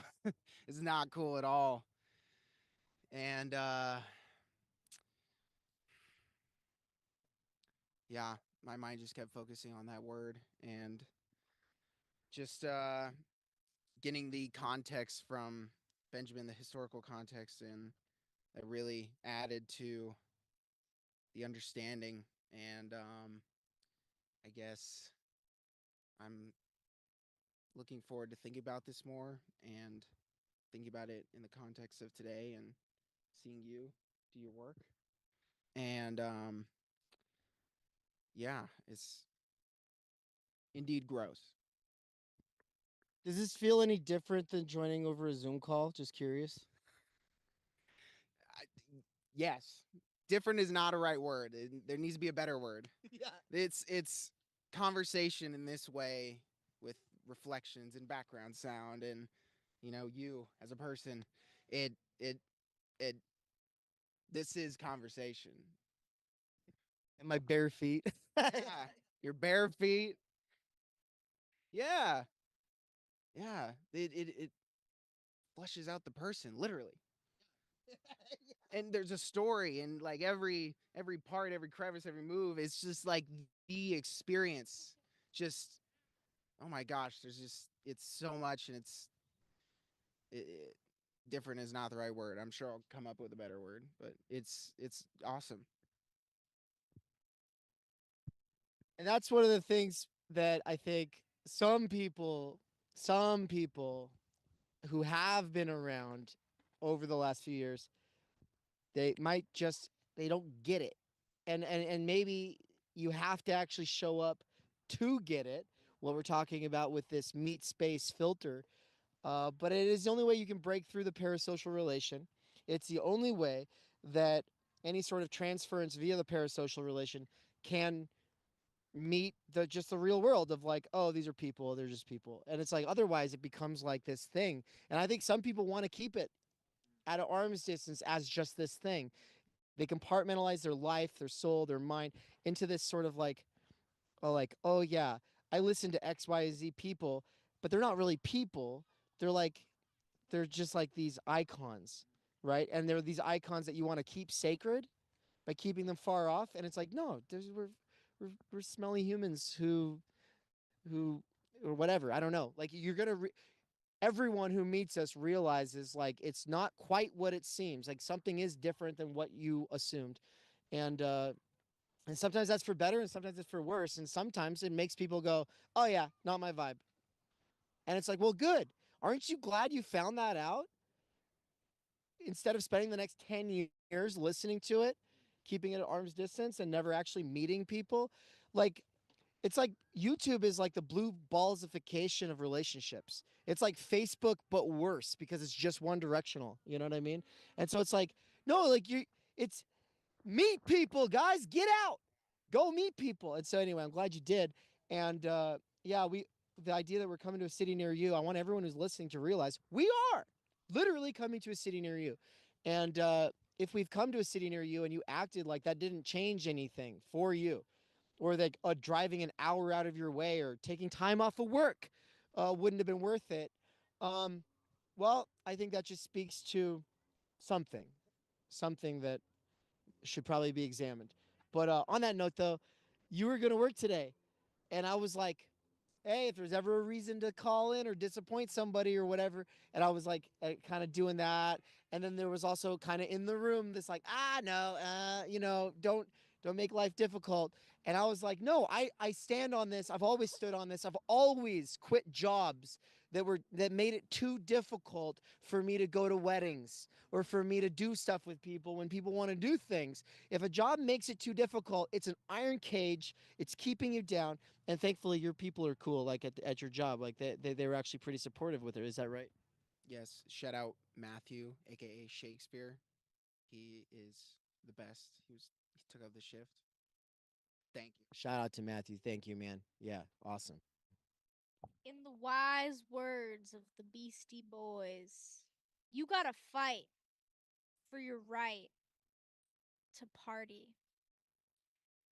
We stand by that. And you don't have to party, but yeah, like We're redefining party. yeah, this is our party. Like, and yeah, like if your boss won't let you have a day off, call out, like if you feel like calling out sick is like causing you a mental health crisis because you're like, oh my god, my boss is gonna be so mad. I don't care. Quit and find a different job. Like we all have to work.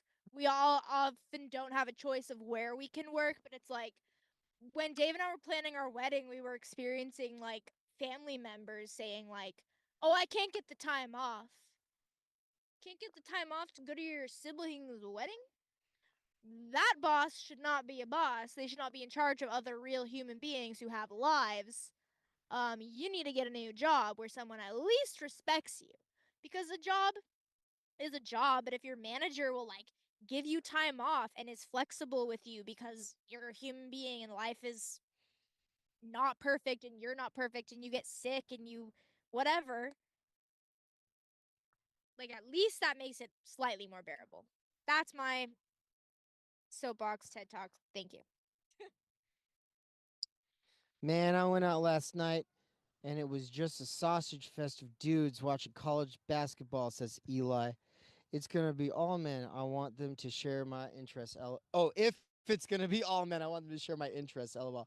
And then Eli said, I'm trying, girl. I'm working on it. In all caps, I am working on quitting this job. Hell yeah, Eli. Get out. Get out of there. Yeah. So we'll be closing out the stream in a little bit here. But of course, we wanted to bring it back to Will and then bring it back to me and Nance to close it out here. But I did find the quote, so we're gonna go to you, Will, and then I'll still read that quote that I was alluding to earlier, the one where he's like acting like 2020 some evidence of something. Here we go. Yeah, it's my first time kind of listening to that and reading it and getting it in and out. But yeah, I kind of mirror Benjamin's point with it all being bullshit. It just sounding like kind of it essentializes race and things like that. And it just feels like a kind of poetry, really, a poetry to get everyone fired up and feeling like they're doing something real, and they're not really doing anything at the end of the day, and it didn't really work. And I feel like kind of, yeah, kind of essentializing that black person as if they're going to have some kind of spiritual reaction to what you're saying and somehow do the revolution for you is kind of like the worst thing you can do. I always think of something like the system needs what it tries to suppress.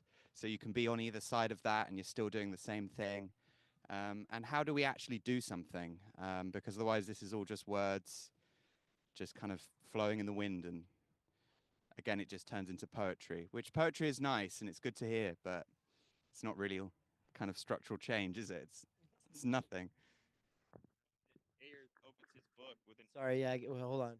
funny that Ayers opened up his book with an ode to poetry. That's very fitting with what you just said, Will. And yeah, man, I love poetry. And Will and I, we've been talking about art. Will's an artist. I don't believe in art. That's not true, but that's the sensational. That's the clickbait.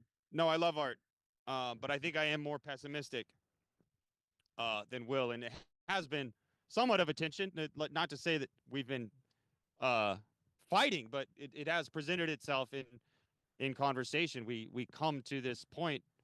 My pessimism meets his optimism, and I think it is when you reach that point in conversation with people where the magical third thing must present itself. So that's been good, but it has been kind of centering art and stuff like that. But it is fitting that Bill Ayers is over here doing poetry. I think it's also fitting that, like, last night I went on this rant against Kendrick Lamar for this essentialism thing, and then here we are today reading the Weather Underground Manifesto. Growing up, hearing stories about the Weather Underground, and like thinking like, yeah, dude, I'm a cool, angry anarchist. The Weather Underground were put up on like a kind of pedestal, and they were like, these are the people you should strive to be like if you're a young punk rocker, if you're a young anarchist, if you strive for large-scale structural change. Weather Underground, they're one of the few people that did it. And of course, there was other shit like the Unabomber and all that. Those guys, they all get put up on pedestals, and they shouldn't be. But yeah, it sucks. It's like it's like blue balls. Like you're like, oh, these guys are just doing the DNC talking points. These guys are just doing Kamala Harris's campaign. They like that. That's all this is. It's horrible, man, and it does. We've thrown around hypostition a few times today, just kind of offhand saying this is hypostitional. We don't need to get into that right now. You can read our work for more on that if you don't know what it is already. But this stuff creates reactionary sentiment. This stuff creates. I was a skinhead when I was a kid. I was a punk rocker. I was a skinhead, and I was part of Skinheads Against Racial Prejudice. And like we used to fight the neo-Nazi skinheads, and the neo-Nazi skinheads were kids from very similar economic conditions that I was from, but there was like a little Weasley little Nazi that got in their ear and whispered, "You are white, so there is something essential about you as a white person." So therefore, Davey went into it a little bit where they do this seduction of angry young white men, and then we wind up with a generation of confused reactionaries. And people like the DNC want to blame them and want to say that they're the root of all evil, when in reality, they're just angry because they're hurting, because they're impoverished, or they have no pathway to edification or actualization. They live in the same postmodern hell world that we live in. So to do this weird essentialism, otherizing, and blaming and scapegoating, it's a shame. It's a shame that leftists, that progressives, that Democrats, that anarchists, that communists, shame on you. Boo-hoo. Screw you, dude. Shame on you. Boo hoo! Shame on you. And no, I mean for real though, 100%. and we're not going to tolerate it. And we're also not going to tolerate making excuses. And I hate when people use the structural stultification of time energy and functional illiteracy and the genocide of voice as an excuse to not do something, to not resist. And we do attract some pessimistic motherfuckers around here. Some people who are basically still 15-year-olds cutting their wrists in their 30s. And it's like, dude, get out of your fucking parents' basement in your mind and do something. Do whatever you fucking have to. Oh, you're tired? Do something. And I say that with full knowledge that at least 1 to 2% of you literally can't do anything to change your situation. That some of you really are totally fucked. Some of you do not have passports, birth certificates, social security numbers, bank accounts. You're completely locked out of the economy. I know that there are people listening right now in that situation, at least close enough to that situation where there's literally nothing that you can do. And so shout out to you.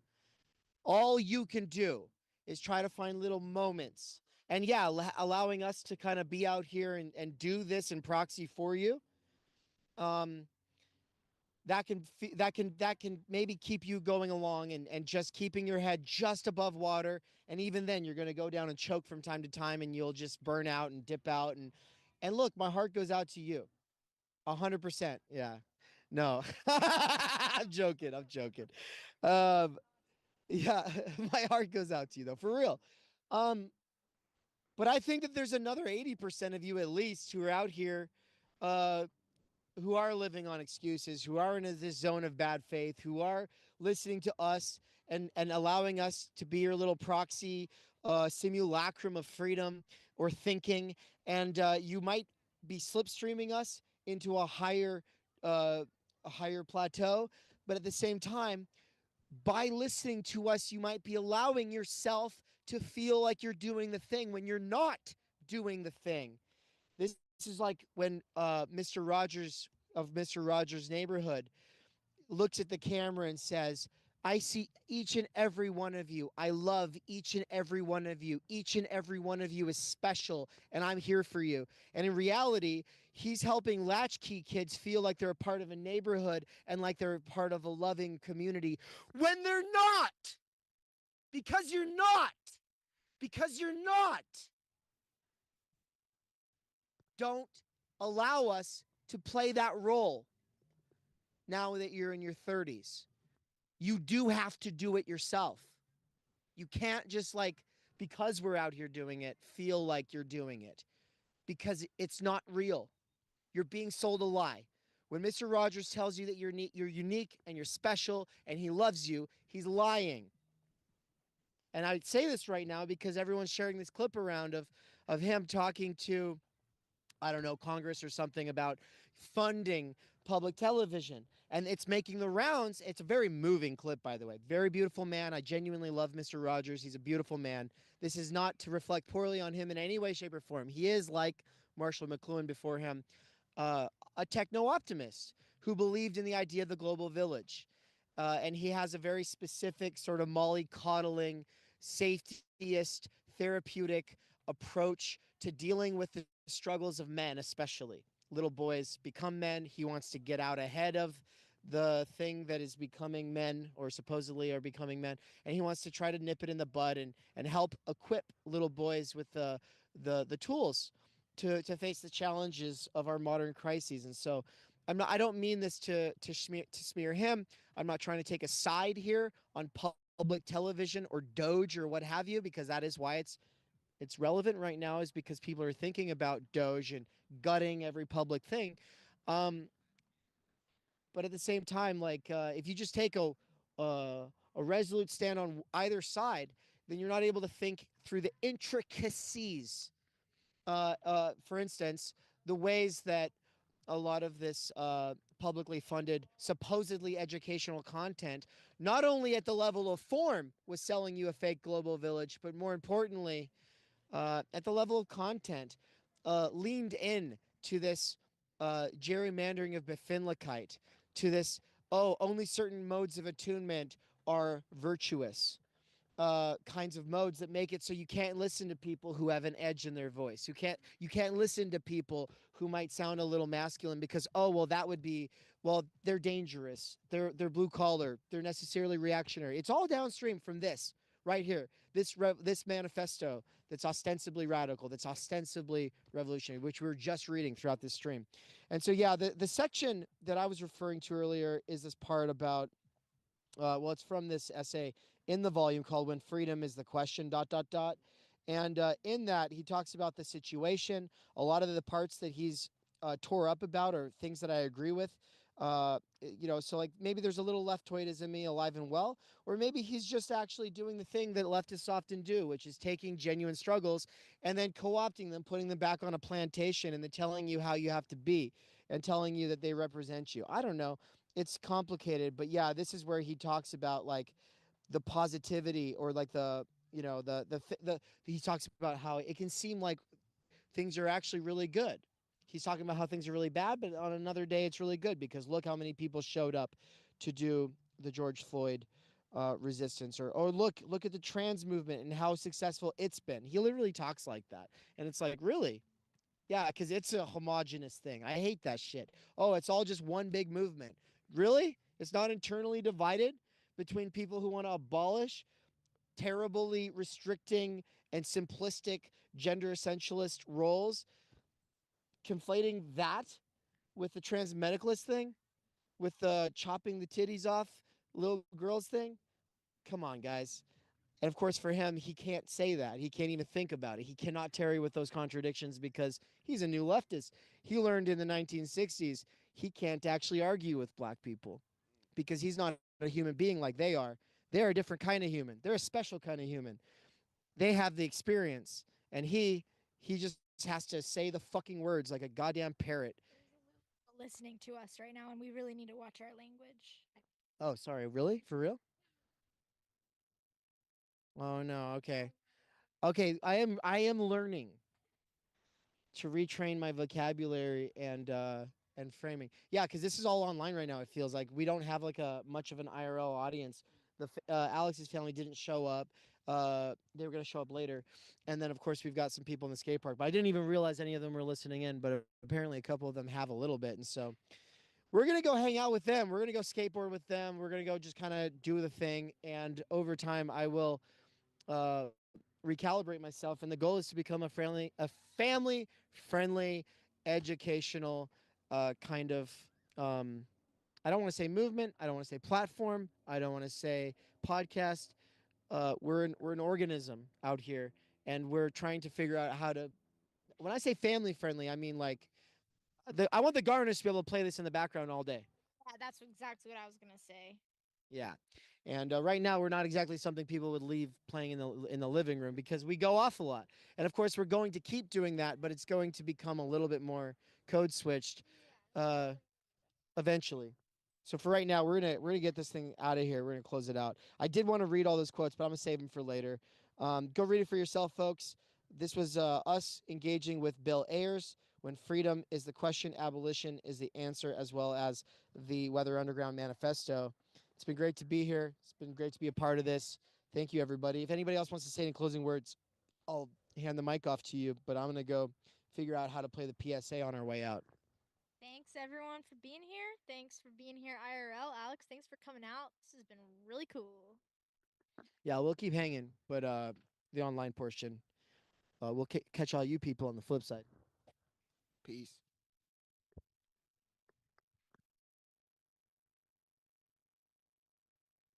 Oh, and if you're listening to this and you're like, but what is Theory Underground?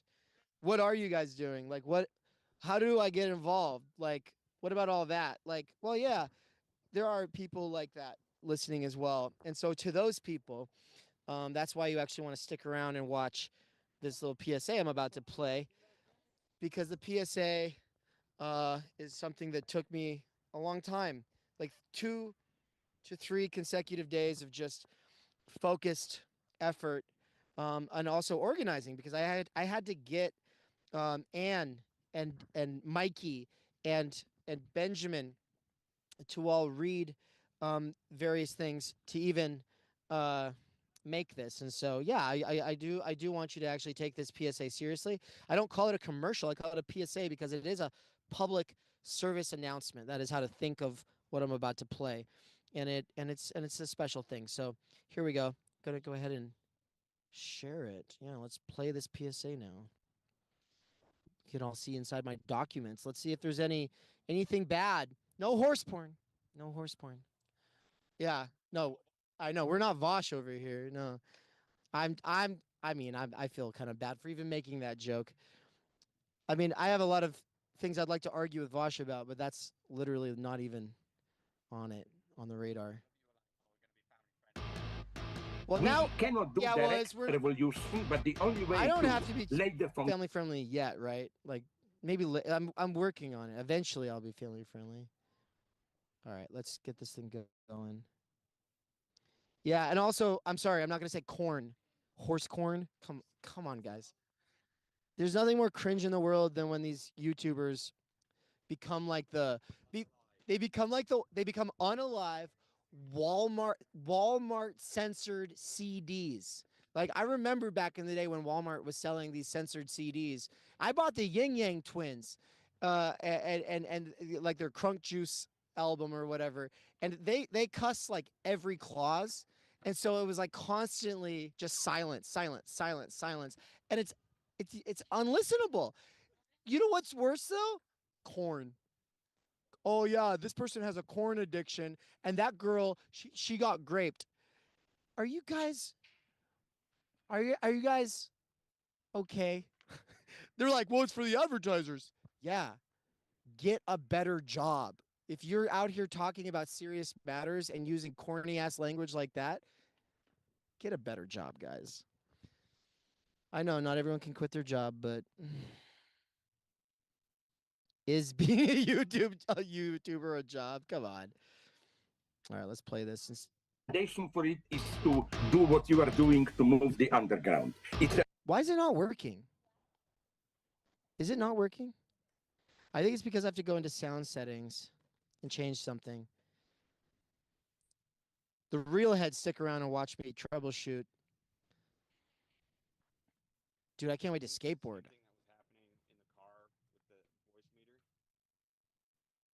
Nah, this is a different thing. Still voice, I mean, I'm still doing voice meter stuff, but this is a different thing. All right, I think we're good now. This will probably work. Let's do the PSA now. We cannot do direct revolution, but the only way to lay the foundation for it is to do what you are doing to move the underground. It's a theoretically correct title. Theory Underground exists to cultivate the conditions necessary for a working-class intellectual renaissance that goes beyond old political categories or other identitarian niches. At TU, autodidact workers with earbuds and professionals who see no future in existing institutions or movements are able to challenge their doxa and develop an understanding of the situation we are in. If you subscribe at theoryunderground.com, you'll get access to a package of courses, including my Intro to Fault Line Theory, which includes Intro to Nick Land and Intro to Slavoj Žižek. These courses are being woven with the 3 courses that take place on a month-to-month basis, spread out throughout the year of 2025. Those courses are 12 Core Concepts and the Fundamental Problems with the Situation Today with social theorist David McKerracher, 12 Essential Political Thinkers with political theorist Benjamin Studebaker, and The Philosophy of Nature with philosopher Nina Power. The way these all get woven together at a deeper and more meta level is through the ongoing research seminars led by David McKerracher, Benjamin Studebaker, and Michael Downs, where they engage with one another's work by sharing developments from their own perspectives, theory, and research. If you subscribe at higher levels and support our work, we'll support your development with bespoke teaching. Alone and unaided, we struggle to grasp our situation in its fullness and formulate a meaningful response. By working together and pooling our energies, we can do better. Join us at theoryunderground.com/subscribe. There'll be two kinds of people in 10 years. Those who said, I knew all along Theory Underground was going to make this huge difference. Those are the people that are like Nance, who were on the sidelines at one point and then said, nah, I'm going to get in. I'm going to roll up my sleeves and I'm going to go hard. And then there's another kind of person, a person who waits in the wings, collects receipts, and who will say in 10 years, oh yeah, I was there. I saw that happen. And then they'll gossip monger. Listen, if you want to get involved, get involved. But if you're going to sit there in the bleachers, well, here's some popcorn. I hope you have fun.